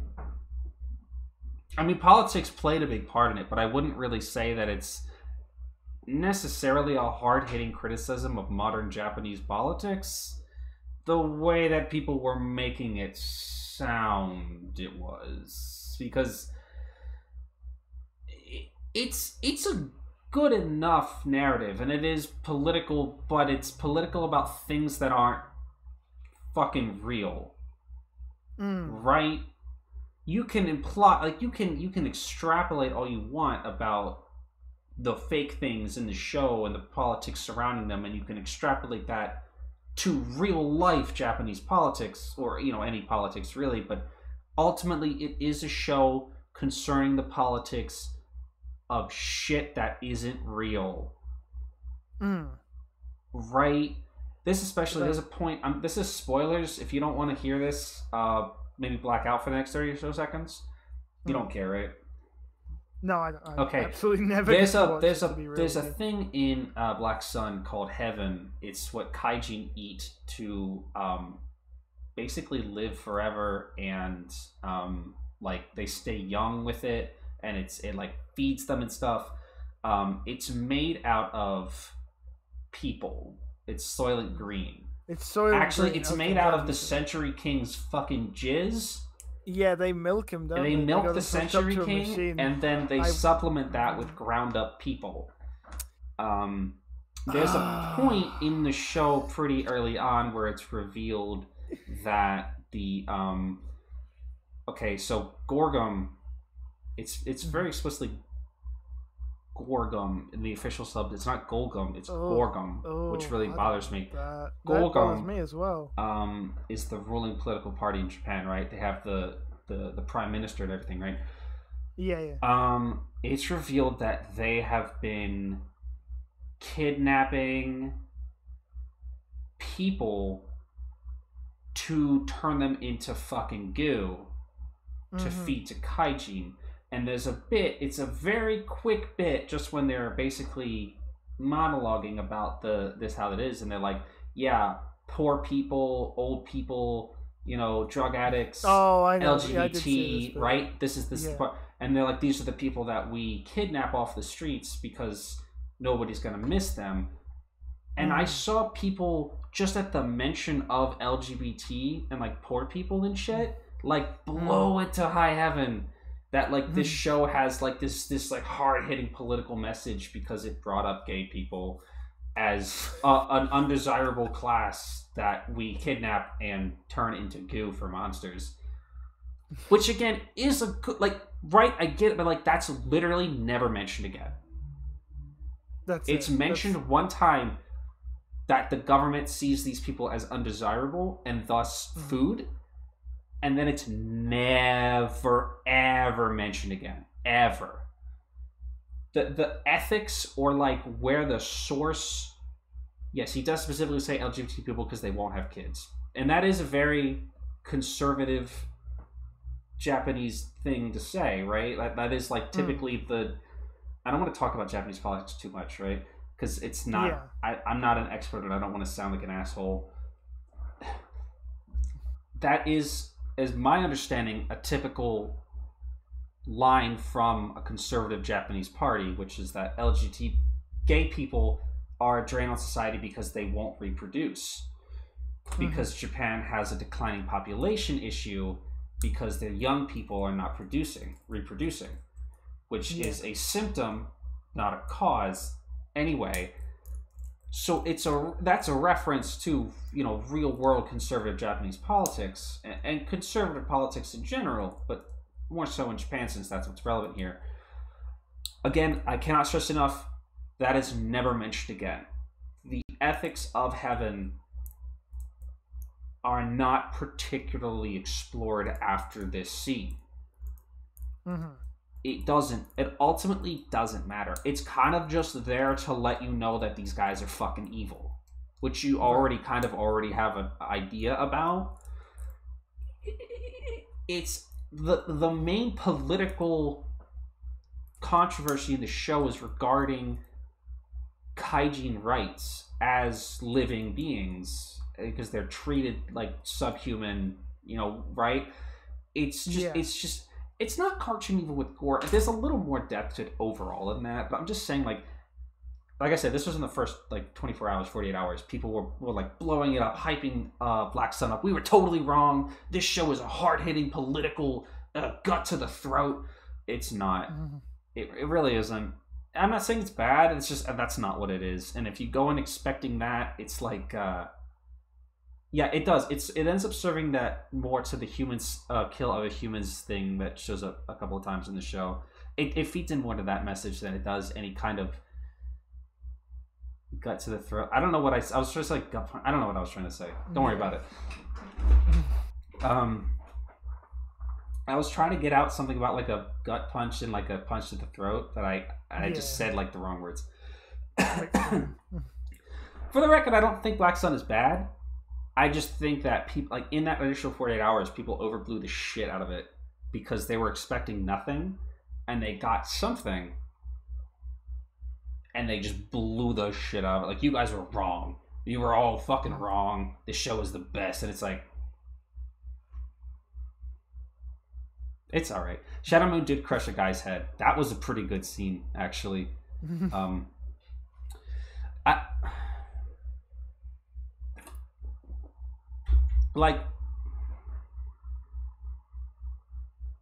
I also think that this is spoilers again if you don't want to hear this. I think that the notion of Kaijin rights as like a group of society got kind of muddled in there. It ultimately didn't feel like what the show was about, but I don't really know what the show was getting at, because in the end they kept bouncing around with what exactly they were trying to do until they ended up just sort of literally recreating the end of Black, with Shadow Moon and Black Sun fighting each other to the death vis-a-vis the successor to the Century King. Mm-hmm. It got a little confused on its own message by the end, I thought. And I thought the ending kind of sucked, to be honest. I wasn't a crazy fan of it. It was one of those real, like, everything sucks and it's worse now kind of endings. I don't know if they're segueing into a second season. It kind of seems like maybe they're segueing into a follow-up, but... Okay, so super spoilers here. This is super, super, super spoilers. Black Sun died. Yes. He died at the end of this show, so... He died. So...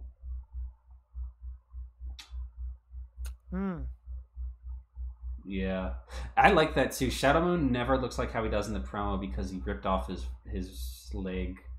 You know what the thing is? That at the very end they both... You know how Black Sun and Shadow Moon have those like legs sticking out of their chests? Those like bata legs? They rip them off to make the swords. They rip them off to make the swords they fight each other with, and at the end they rip both arms off because they just like don't regenerate, which is weird. So for like a quarter of the show, Black is walking around with like just the one. It's really weird. But at the end, when they both rip them both off, the suits actually look pretty damn good without those big stupid things in the way. Especially Shadow Moon. Yeah, I saw pictures of them from like I forget what, some toy thing or other showed them without, and I was like, wow. Yeah, it looks way nicer. It looks way nicer. It looks way cleaner. It also, it still bugs me that their eyes are black. They glow when they henshin, but then it turns off, and it's like... Yeah, every time I see them with the eyes lit up, I'm like, you could have It looks so much better. Why did you do that?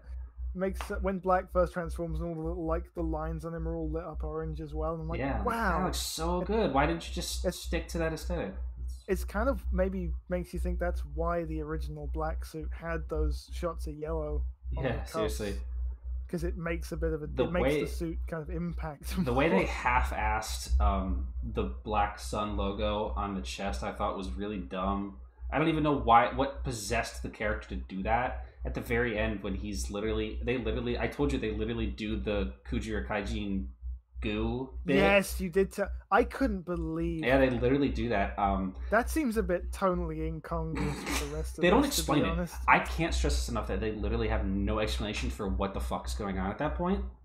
Fucking awesome. They literally the Kujira Kaijin takes him to the cave and he just pours juice on him. It's never even commented on what the fuck is going on. Because at first I was like, the whole time I was like, they've been building up heaven as this thing that's like Black Sun is like Kiva. That's a great sentence. And like part of the action takes place in the 1970s, and part of the action takes place in present day. Shadow Moon's actor is the same in both time periods because he's been eating heaven, so he doesn't age, right? Black Sun is played by 2 different actors in 2 different time periods because he doesn't use heaven. So like that's how like restorative the shit is, right? So I'm like, okay, so they're gonna use heaven to. There's like a point where he gets. I don't remember what exactly happens, but he literally just gets like crippled. Like he's like he's like literally in a wheelchair for like 2 episodes, and then he dies. But like I'm like they're gonna use heaven to bring him back, and lo and fucking behold, he just starts pouring piss on him. Oh, his leg is cut off. Right, that's right. The Century King cuts his leg off. I remember now. Thank you for reminding me. Anyway, they don't use heaven. He pours piss on him. Pours whale goo. He pours piss on him, and then they make him eat heaven, and then they recreate the opening from Black Sun for no reason. Why did they do that? Why that again? A little bit tonally hard to square with the rest of what they I've heard recreate about. the ending. They recreate the opening for Black, and then after that opening he goes and dies. What are we doing? It's so tonally inconsistent. It's crazy. It's insane. Like it's literally genuinely fucking nuts. Every single thing in that period where everyone was like really jumping all over it, like, oh my god, look at all this. I was like, okay, well, I get what kind of story this is, you know, from what I'm hearing. I'm like, it's not, you know, it's like a better version of what I had imagined it was probably going to be like anyway. It was okay. And then you were like, yeah, like we weren't expecting much, like you say, but I was like, well, this sounds like it's at least doing something a little less fucking tone deaf than what a lot of like. What I wanted to say at the beginning of this conversation was like, after that 72 hours initially, nobody was talking about Black Sun anymore. Yeah, it ain't come up since. It ain't come up since. No one will be talking about it. Dropped the fuck off. So people, I think that's where we're at with Black Sun. It's like a good indicator, really. Yeah, it's like of how much staying. It was okay, and it's gone. When is Shin Kamen Rider? Isn't that like spring next year? Yeah. It's like March or May or some shit like that. Early next year. I don't think Black Sun is bad. I think it might be worth your time. I think the acting was fucking phenomenal, actually. If I had to praise one thing, like unequivocally, the acting, especially from Shadow Moon, was amazing. It was fantastic. He really killed it. I don't know who that actor is. He killed like every line he was given. It was fantastic. Bulgaria's actor was also really good. Which is so funny that he's even He's actually a really compelling character. If I had to say my my second favorite character is probably him. I think it's funny how the Satin Saber is a single, completely visually unchanged thing. It's the same prop. It is essentially the same, except that the handle is no longer jeweled. Yeah, it's got more of a grip, and the blade is curved, is it not? A little bit. A little, I think. Compared to the first, which is literally straight to a point. Shadow Moon never touches it. There was one point where I actually thought he was going to kill Bulgaria and take it from him, and he didn't. He just let him walk away with it. Crazy. He never touches it. Crazy. Not Sword Saint fucking Big Burger. Yeah, he never touches it. It was crazy. That's nuts. It's nuts, yeah. The whole show, I was waiting for him to take it. Because it's Shadow Moon. It was literally, there was this scene where he literally announced that he was taking over Golgum to become the new Century King. And, like, Bulgania got up to oppose him or like to like argue with him, and I'm like, this is it. He's gonna kill him and take the sword, and he didn't. Obviously, it was a specific choice they made. I was just like, wow, yeah, it's crazy. It was surprising how little I heard coming out of it that was actually about Black Sun and Shadow Moon, because that's kind of the thing that we think of when you think lot of back Black on Sun is not about Black Sun. It's about the new character, the teenage girl whose name I forget. Right. Yeah, I literally can't remember her name. It's a lot of it is centered around her. Yeah, it kind of comes Aoi. Yeah, that's right, Aoi. Yeah, her and him come off as really that, grizzled old guy with the teenage girl dynamic. Like the Last of Us kind of shit, like that thing. Yeah. That's kind of the vibe you get from them. I want to show you guys, for everybody who hasn't seen this. I want to show you guys fucking episode 10. Yeah, like Logan. It's you could name a million examples, but that's kind of the vibe you get. Shadow Moon isn't even in the show for a while. I want to show you guys the beginning of episode 10 of this show. When you showed me this, that's what I was going to say. It's like I've been hearing about all the do you think the show stuff. benefits from being based on Kamen Rider Black? Do you think it would have been? That's a great question. Okay, because that's a question that I was like really at the forefront of my mind the whole time I was watching this. I was like, could this I've be? Been pondering that. Could this be its own thing? And I think ultimately I'm okay with this being Black Sun. Like Amazon and Amazons share literally nothing thematically at all, other than violence, I guess. But like Black Sun retains just enough of the original show in terms of certain aspects that it feels like an interesting alternative take on the show. It's just enough. The characters are all there. They're occupying new, different roles, and it's interesting. Because if the show was as it is right now, and you just changed all the names and removed all the overt references to Kamen Rider Black, it might come off as a little, like, I don't know. I like a modern remix. Yeah, kind of like that. I feel like being familiar with the source material actually makes it a little more interesting, because you remember how these characters are in their original incarnations, and you think, how are they going to be different now? It's kind of like that. I don't know. I didn't hate it for being...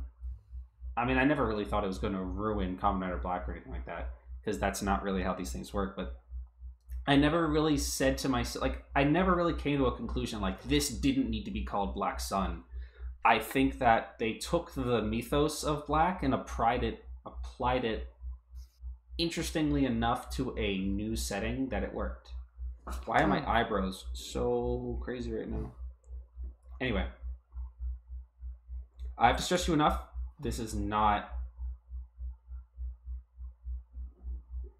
a one-time thing. It just happens at the beginning of episode 10. This is the last episode of the show. It just happens. It's not commented on. Never mentioned again. This is the first... Like, this is literally the opening of the episode.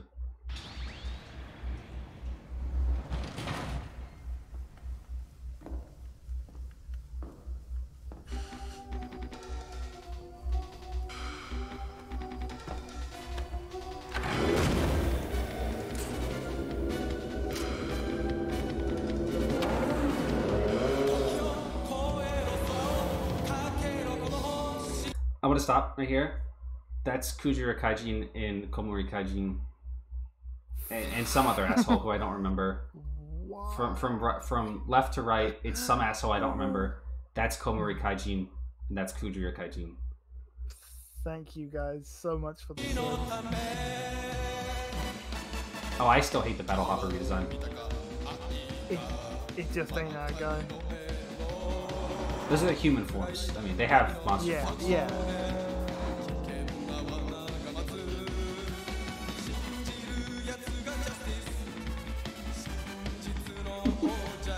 Why did they do that? Oh, wait. Here it comes. Where is it?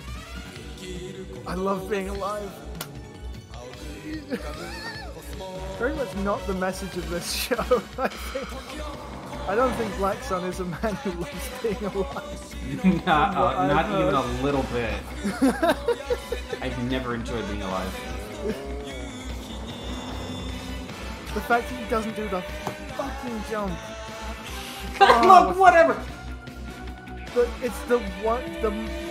Would have been the fun. If you're doing it, I expect you to fucking commit. Okay, I wanna skip around and see if I can show you guys the henshin, but I had to be so. That's a lot of blood. See, that's why I have to be so careful right now. There's a lot of shit in this show that I absolutely cannot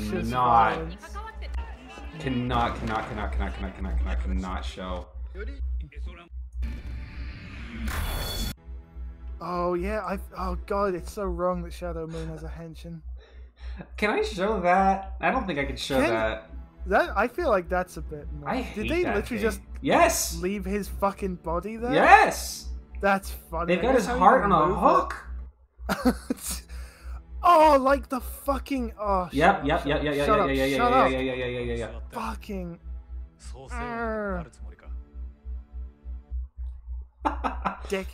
dickhead. This is Shadow Moon. Look at this fucking guy. Nobiko!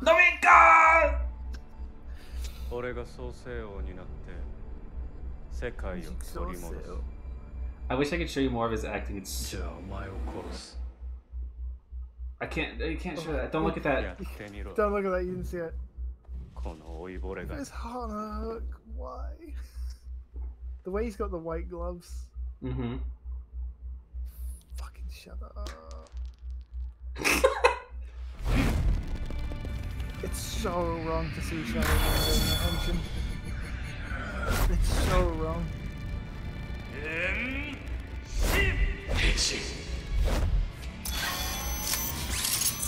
That's really cool.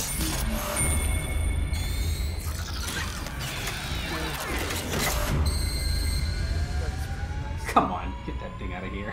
Get that fucking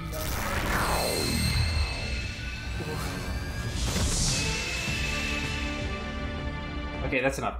They're about to like do some nasty shit. They're about to fuck each other up for real. The toy actually does do it. Yeah, it does. It's crazy. It's crazy cool. Insane. I was gonna say something while I was. Do slightly hate Shadow Moon's face still, to be real with you. It's okay. It's okay, but like I know what it's just Shadow Moon. What was I gonna say? Oh man, the music is so good in this show. Actually, that's like the other thing I can unequivocally praise about Black Sun. The music is fucking incredible. Let me play some. Wait, let me play some.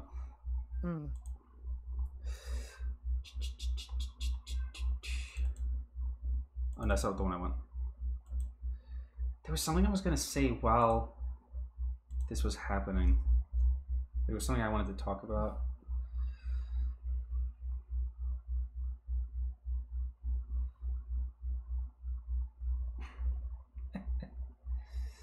Fuck your life. Fuck your life. I don't remember. I was gonna say I really like Shadow Moon's. Oh, I was gonna make fun of the henshins. Roach Sector's in the show. Yeah, it's Shadow Moon's bike. Oh. Oh wait, this is muted because it's on Spotify. Sorry, hold on, guys. Oh yeah, sorry. I was playing it on the wrong channel. That's my fault.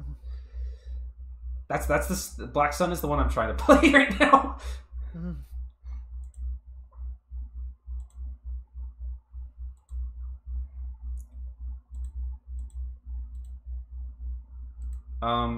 What's funny about the way that they do the henshins in this show is that when Black Sun turns into his like first form, like the Bata Man looking one, he doesn't do the henshin pose. He just turns into it. All the other kaijin, when they turn into kaijins, they just do it. They just go and they just like turn into it, right? And then out of absolutely fucking nowhere, in one episode, he just gets so mad and he just fucking drops down to the pose where he just starts like cracking his knuckles and shit.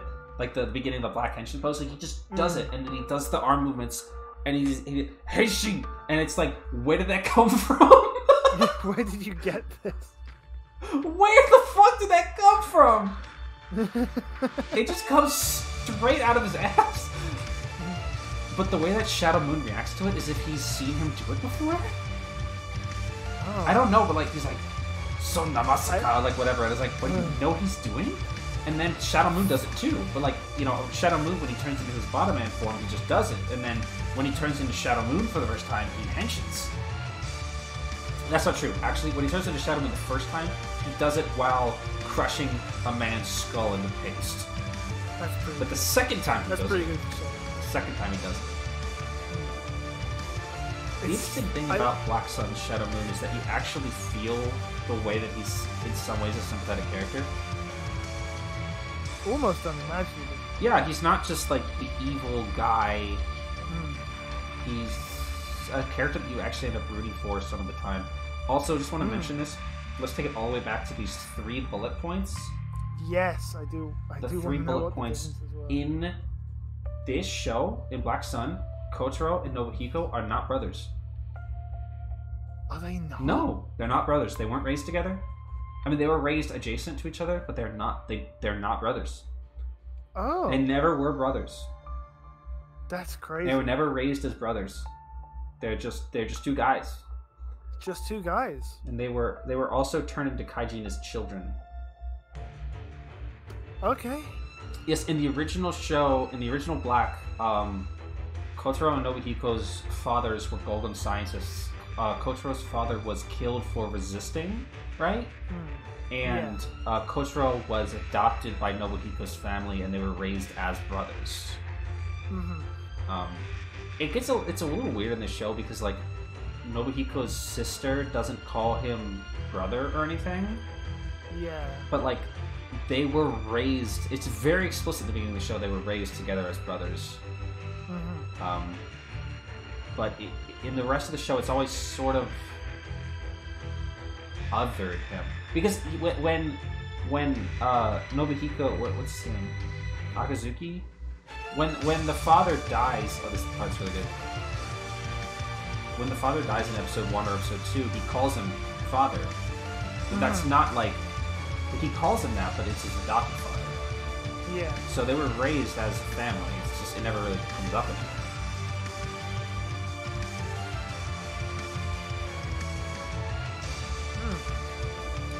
This is like the Black Sun theme. This is like what plays every time something cool happens.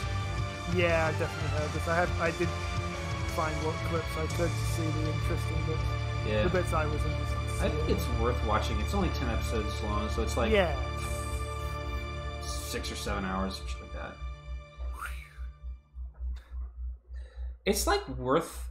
I think it's worth watching. Like if you're interested in. Nope, that's not what I clicked on. I don't really think. I didn't come away particularly enlightened. I actually came away kind of bummed by the ending. Yeah. But it was an interesting experience. Again, I can't stress enough. The acting is phenomenal. I think. Yeah, it does look like a technically very well made. It's a technically very impressive show. The performances from, I would say, 99% of the characters, the actors are phenomenal. With one exception, and it's that annoying little bird kaijin kid. Sorry, he's really annoying. I really hated. I need to turn this down. I really hated his performance. It was really annoying. He also died very, very cruelly. It was a very cruel narrative twist that killed that kid, and it sucked. It was really depressing. Not in a way that felt good, too. Yeah. It just felt like needlessly cruel from the narrative's part. Just mean. Yeah. What were the other bullet points, by the way? Oh yeah, sure. The other bulletin points. Unlike the original show, they were not brothers. Second bullet point: Nobuhiko retains his sense of self after being turned into a kaijin and wasn't forced to fight against Kotaro from the start. Which is true. In the original show, Golgum was a cult centered around the Century King and sought out world domination. In this interpretation, Golgum was a political party aiming to benefit the lives of Kaijin and sought to seize the Kingstone from the Century Kings. That's not actually true. Yes, it was a political party. No, they were not aiming to benefit the lives of fucking Kaijin. Also, interesting that they would call them the Century Kings. I don't think that terminology was ever used in Black Sun. Right. The Kingstones were the point, but I don't believe they were ever referred to as Century Kings. The idea of Black Sun or Shadow Moon replacing the Century King was not really brought up until near the end of the show. It wasn't like the goal the whole time. The goal was to get Kingstones from them.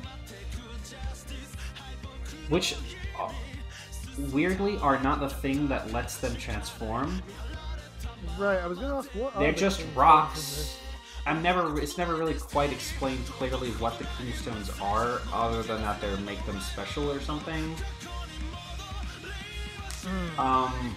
But like, the Kingstones just come out of them. They spend the majority of the show not inside the people. In fact, when the show starts, neither Shadow Moon nor Black Sun have a Kingstone. Right. So I don't really know what was up with that. I can't even say like, oh, the Kingstones are what lets them. They say at one point every Kaijin has a bit of a Kingstone in them. They have some kind of stone in them that turns them into Kaijin, but I don't know if those are specifically like there's specifically the Kingstones are the special ones, but they don't ever really explain why. I guess it doesn't matter. Also, like, you can't be like, oh, well, the Kingstones make them special because they have those henshin forms with the belts. Nope, because another character gets a belt too. It just happens. I don't know why actually that happened. I don't know why that happens. Like, I actually don't know why that happened. They don't explain it. It just does it. She just does it. But it's like, okay. Could anyone do that if they just do henshin poses? I don't know. Maybe. That would be pretty funny.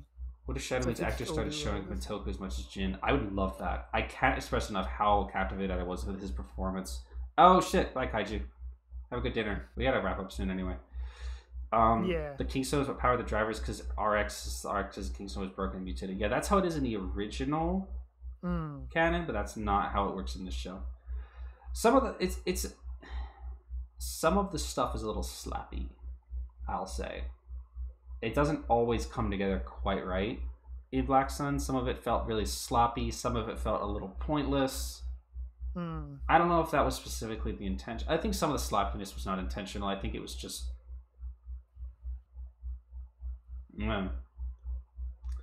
Drivers probably came from their potential. I guess so. It's never specified what it is about them specifically that makes them special or different.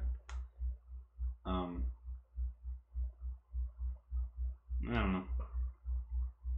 It's worth watching if you feel like you're interested. Maybe watch it. I can't promise it's going to be like good. Especially, I'm not going to promise that it would be like. Again, I can't stress enough that this is not like a hard-hitting political. No. You know what I really want to talk about? Anyway. Okay, you know people. A lot of people were like, I can't believe that they made a show after the former prime minister got killed, and then the prime minister in the show got killed. Okay, one. They were definitely writing this before that happened. Okay, no, one. Okay, one. It is based that they didn't change that. Yeah, it is. That is actually very good. It would be impossible for them to change that because I cannot stress enough how important of a character that guy is. Two, it is very definitely probable that the Prime Minister character was based on Shinzo Abe. Most definitely because it's very clearly brought up several times that his grandfather was a fucking war criminal. Right. Which, you know, is an obvious parallel. I don't know enough about Shinzo Abe as a person or his mannerisms to suggest if the character was based on him any more than that. But it's pretty clearly there. I will admit that.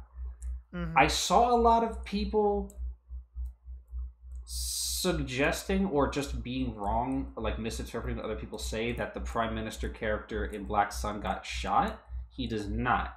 That's not what happens to him. I saw some people, I feel like I saw this, did I make this up, that people were saying that he got killed in the show the same way that Shinzo Abe did? Did I make that up? Did anybody else see that? That's not what happens in the show. I saw a lot of things around Black Sun. Yeah. Stay in. But again, other than, like, again, I can't really... thanks for coming, Sentai. I can't really stress enough this is not a particularly political piece because the politics are about shit that isn't real. Again, you can extrapolate that towards things that are real, and that's you know, that's your analysis, right? That's not invalid. I'm just saying, like, don't go in there expecting like a political commentary on the real world, because this is a show about people who turn into bird monsters. Yes. You know what I mean? Like, I know what a political, like, I know what a metaphor is, but I don't think it was really metaphorical as much as it's just... To put it like this, I never really thought that their overt references to real life political protests felt warranted. The Kaijin, the end Kaijin hate, or the Kaijin lives matter thing that was like in the promotional stuff that everyone was kind of like about. Remember that? I still don't think that was warranted after watching the show. I still think that co-opting actual language from actual activism, the show didn't earn that, I think. Right. There's also a bit that I still think that was a bad move. Yeah, I agree that was a bad move. There's one thing in the end of the show that was a really bad move. I don't know if it was intentional or not. I saw some people praise it as if it was intentional, which I thought was bullshit insane. There's a bit in the last episode at the end where a cop is kneeling on the throat of a Kaijin. Who is protesting that he can't breathe. It's even hard for me to like talk about this.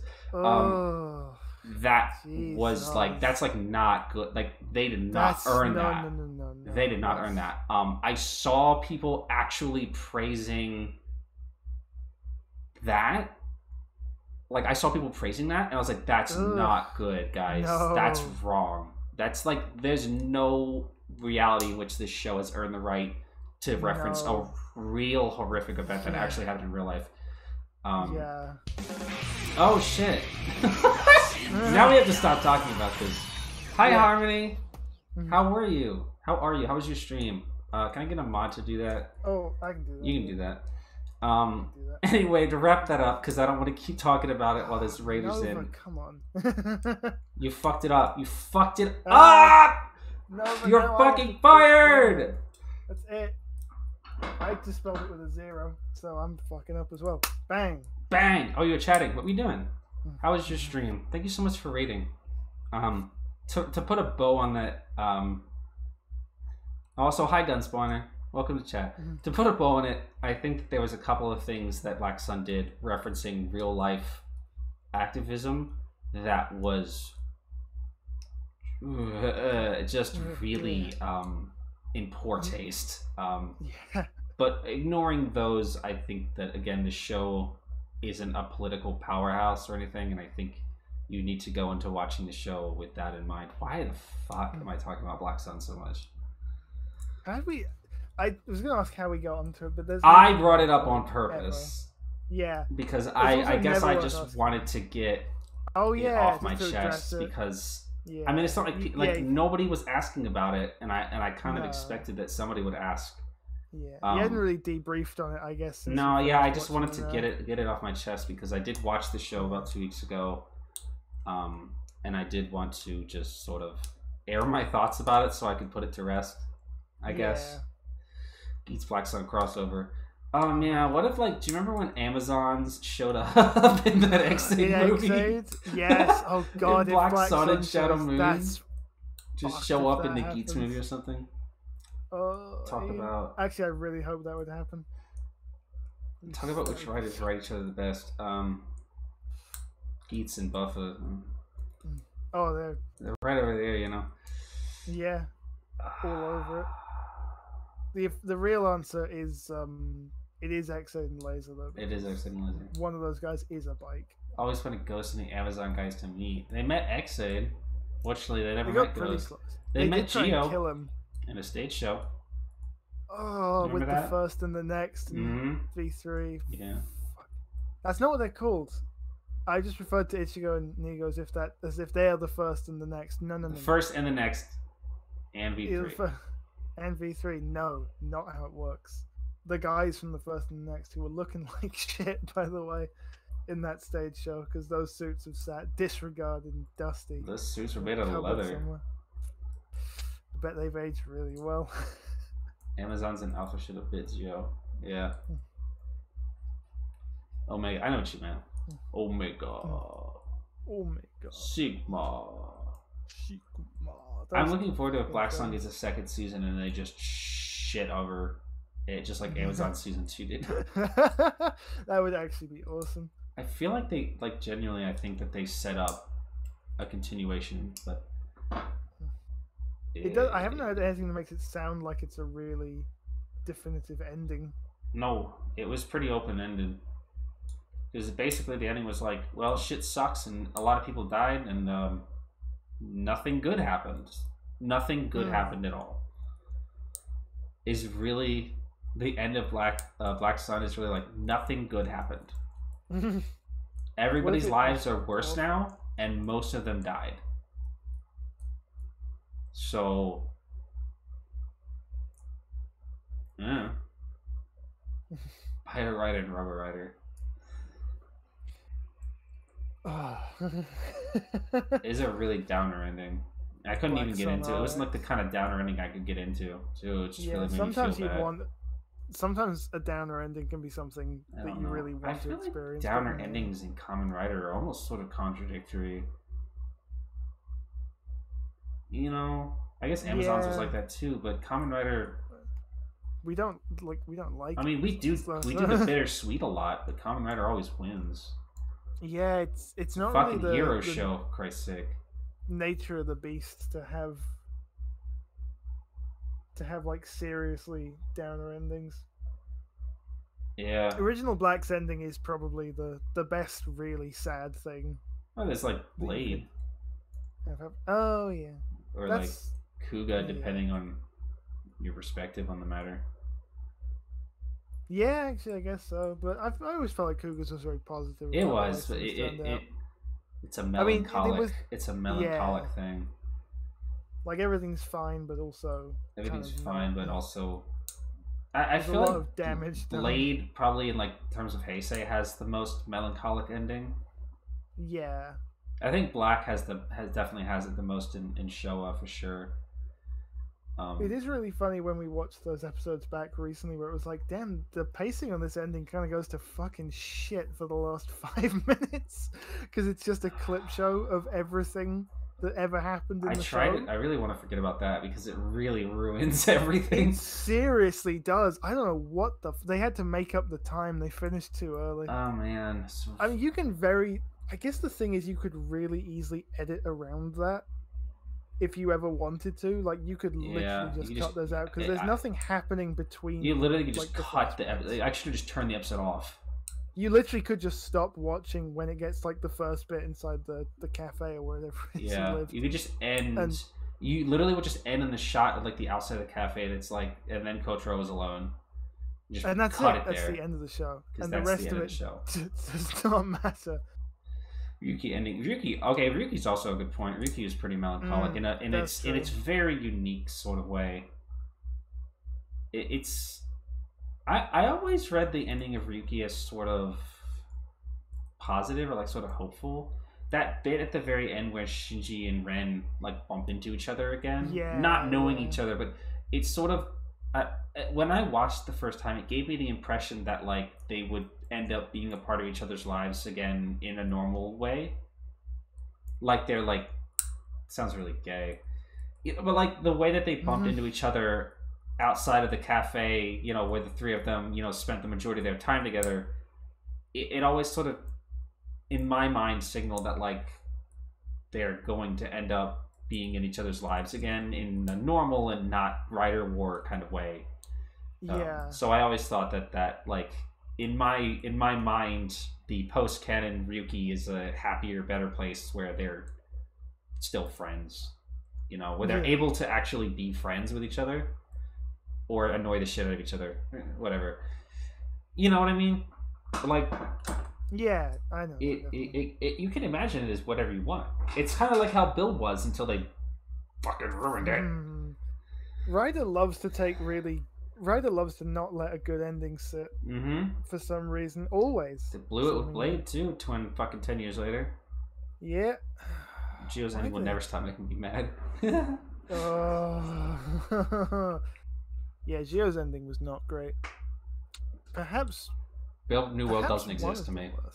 Build New World literally is pointless media. There's no need to even. When I show people Build, I literally forbid them from watching. Don't ever watch it. When I was making Shen when I was rewatching it and having Shen watch it for the first time, I literally was like, "There's movies that happen after the ending of the show. We're not watching them.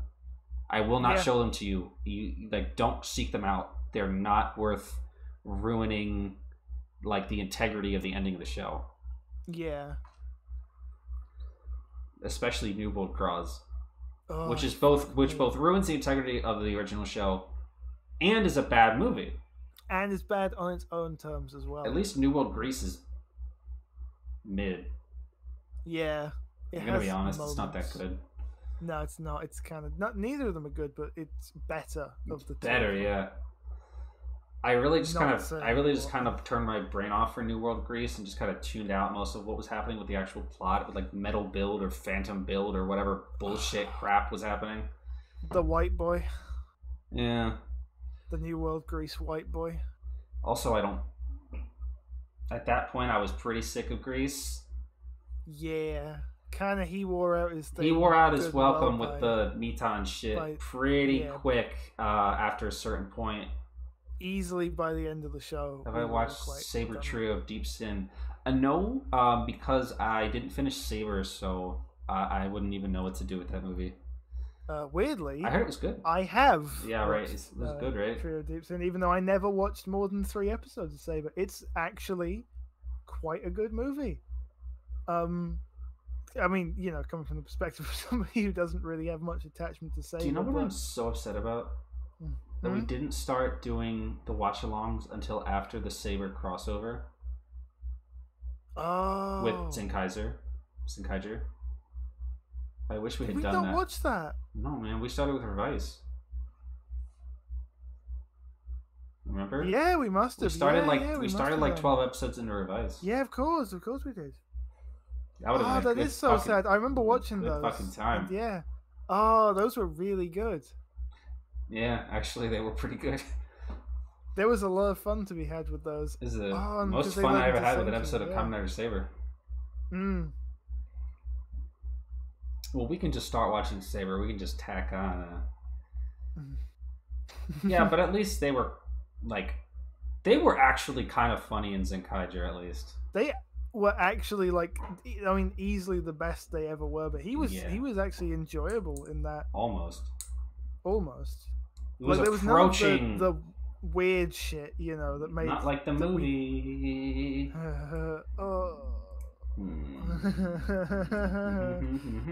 Oh god, yeah. I forgot the exchange of that. Like I was thinking of the two Kaiser in Tsukaiser was over there. Oh god, that one. Where is it? The image from the two Kaiser movie where he's doing his dance and they're just like fucking holding onto each other. That one, oh fuck, I forgot about that. Yeah, when he's doing that and they're just really into it. Yeah. There's a screenshot I have of that somewhere where it's like, because their books disappear at some point, but then it turns out they just got turned invisible. And he's like, it's Toma just holding out an empty hand towards Dom! Being like, that's right, we've gone insane. That's right. Fucking funny. This image, by the way, is what I was thinking of. One of.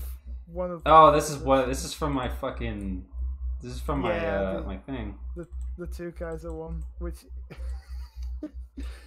oh, sick at the sight of him.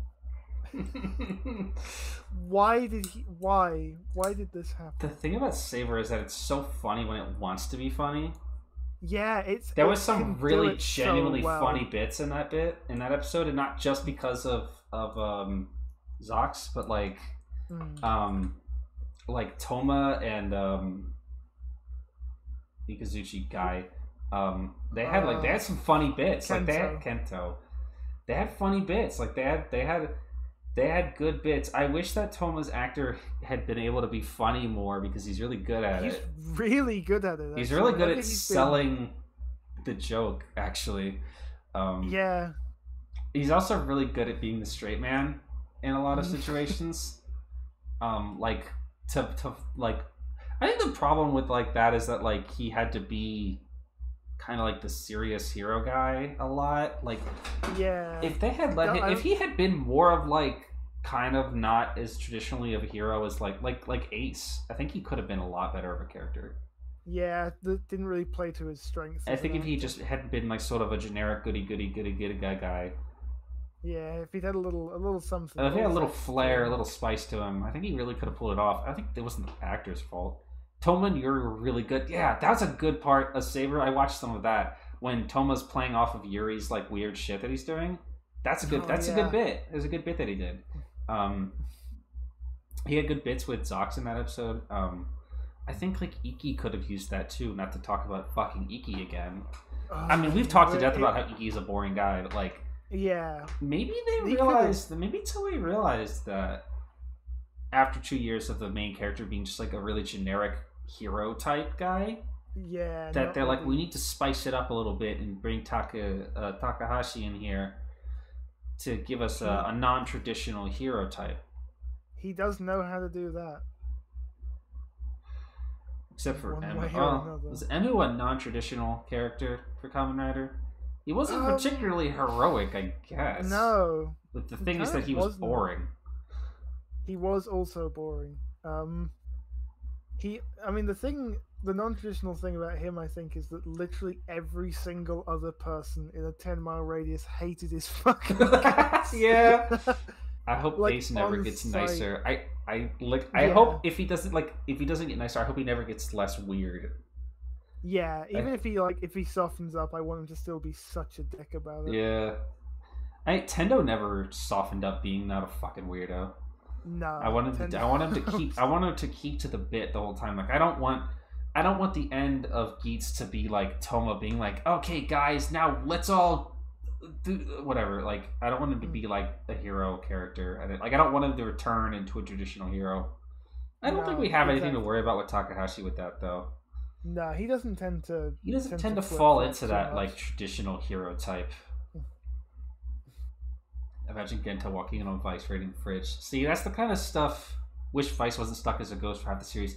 That's exactly what I remember saying a lot in the early days. After they proved that, like, after they showed that Vice could just exist freely, I'm like, why isn't he in every fucking scene? Yeah. Eventually, he started being in every scene and ended up kind of being the best point in the show. At various points, he ended up being the anchor, for me at least. Yeah. Which is funny, considering. Yeah, we really fucking hated really that guy.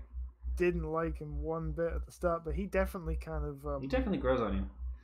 Yeah, he definitely had, like, there was a little run in the bit where we were screaming our heads off at Daiji every single week. There was definitely a run where he was actually being quite entertaining. Yeah. Why wasn't he having character moments with the family members? I know what you mean. Like, I agree with that. Like, he should have been having... And that really would have fed into the whole, like, that bit at the end where it's like, Vice is the last member of the family he hasn't forgotten yet. Really would have fed into that more if he fucking interacted with other characters. Yeah. Have I read BTS stuff with Vice? No, I haven't read any of the behind the scenes stuff. I don't know where I would even find that stuff. How weird would it be for the other Igarasis having to socialize with Iki's repressed feelings? I wish Vice was still that, because that would be interesting. Yeah, but they clearly cut that shit out pretty quick. Yeah, back to the point that we always come back to, where again, it's actually similar to our. Weird that we were watching these two shows at the same time, because the complaint is kind of the same, that they had some very clearly signposted good ideas at the start in Revice and Zenkaija, and then just fucking dropped them and kind of didn't replace them with anything. Yeah. There really wasn't anything of substance to latch on to. In Iki's case, they replaced it with literally nothing. And I don't mean like they did not replace it, they replaced it with the concept of nothingness. Yeah, just complete. They replaced his interesting character potential with the potential of literally nothing. Which is in itself at least noteworthy, but not for the right reasons. Yeah. Maybe if the only guy I can think maybe if Genta's actor was in the fucking show ever, we could have had what Mysterio was asking for with these like Igarashi parents moments. If Genta's actor was in the fucking show ever, the most clocked in son with the most clocked out father. Dude was just gone. The writer didn't give him his own name. They just called him Vice because that's the name Bandai gave the writer. What? Is that true? Oh my god. No fucking way. It's rough, man. It's rough for the character. Part of the show, he was stuck as a ghost, would have been perfect for that. Yeah, it would have been a perfect time for Vice to get in some like main character time with like the family or like whatever. But he kind of just spent a lot of that time on his own. Like fucking around with Vale. Character of all time, Vale. Fucking what a guy. Demons apparently had a lot of different stuff. Vale and Destream were prototyped as proto-demons and neo-demons. Huh. That makes sense, given the sort of like through line on the design philosophy. I do recall seeing in some behind the scenes thing that Over Demons was always supposed to be specifically like the Veil armor over the demon suit. Great. That wasn't like a last minute thing, so they asked for that. Great. I couldn't. What compelled them to do that? Awesome. I don't know. Just deranged decision, because that was the worst looking suit ever in the show. Before the new Evil and Live ones. I kind of think it's still worse. It actually is kind of worse, because at least those are colorful. It's just ugly. Like silver and brown and red and blue is a hideous combination of colors. Yeah, the problem with it is just that it's ugly. Really, like whatever they initially intended Over Demons to be, the fact remains that they prototyped a suit that is just butt-ass ugly. One of the ugliest we've seen in a very long time, I think. Yeah. Okay, we need to stop. I was literally about to say it's way too late, actually. I have to go to bed in like 2 hours. I have to go to bed now. Yeah, now. This ended up... What are you fucking doing? I went to like slap my fist into my palm for emphasis when I said now. Now! I kind of went a little too high up and just clattered my wrist. This ended up being way longer because I spent 30 minutes fucking ranting about Black Sun. It has to be done. Yeah, it has to be that way. I'm thinking about... I'm having some problems with the... I am not. I'm having some problems with getting the episodes of the watchalongs up on fucking Dailymotion or whatever the bullshit I had to put them up on. I'm thinking about just uploading the Rider Time, the After V1 episodes, because I could literally just pump those out on YouTube super quick. I think maybe that's what people would more likely want to see now, because I don't have to do anything to them. I literally just put them up on YouTube. YouTube never gives me any kickback for that kind of stuff. It's true. Don't forget to yeah, we'll see if they kick back on stuff. We'll see if they give me kickback on that. It's true, because it's such a small percentage of it. It's the whole song. We'll see if they... of this. Yeah, I know that's what people probably want to see more than the watch-along stuff, and I'm having so many problems with that. It's so fucking demoralizing to waste my goddamn time uploading it to a decrepit site that doesn't exist anymore, and then to tell me, your video got blocked, by the way. Fuck yourself. Because when you guys tell me that the videos get blocked, I have to stress to you guys that Dailymotion does not offer me any indication that happened. The only way that I can see if videos have been blocked or muted is to log out of my account and view it as view it as not myself. The Dailymotion doesn't send me videos. I mean, they don't send me emails or give me any kind of alerts that my videos have been taken down or blocked or that my account has been frozen, which happened the last time. So it's really hard and demoralizing to try to do those and then just be told to fuck off.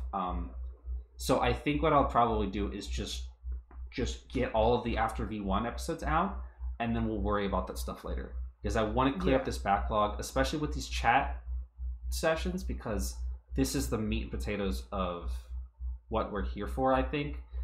Yeah. We'll see how it goes. So I'll put one up. I'll put them up this week. I'll put some up this week, try to get through the backlog of that, and then I'll just start adding the actual watch-along stuff, or give up on that entirely. I'd like to not, but we'll see. Whatever's it is like the hardest thing. It's the hardest thing for me, and it's not even like difficult. Like, it doesn't drain. It's not physically difficult because I'm not editing the documents, but it is mentally draining to spend amounts of energy, which I have a very limited amount of these days, on this crap, and then it doesn't reward me with anything. It's very frustrating and draining. It makes me not want to do it. So anyway, I'm gonna do that. We have to stop right now. It's literally so late.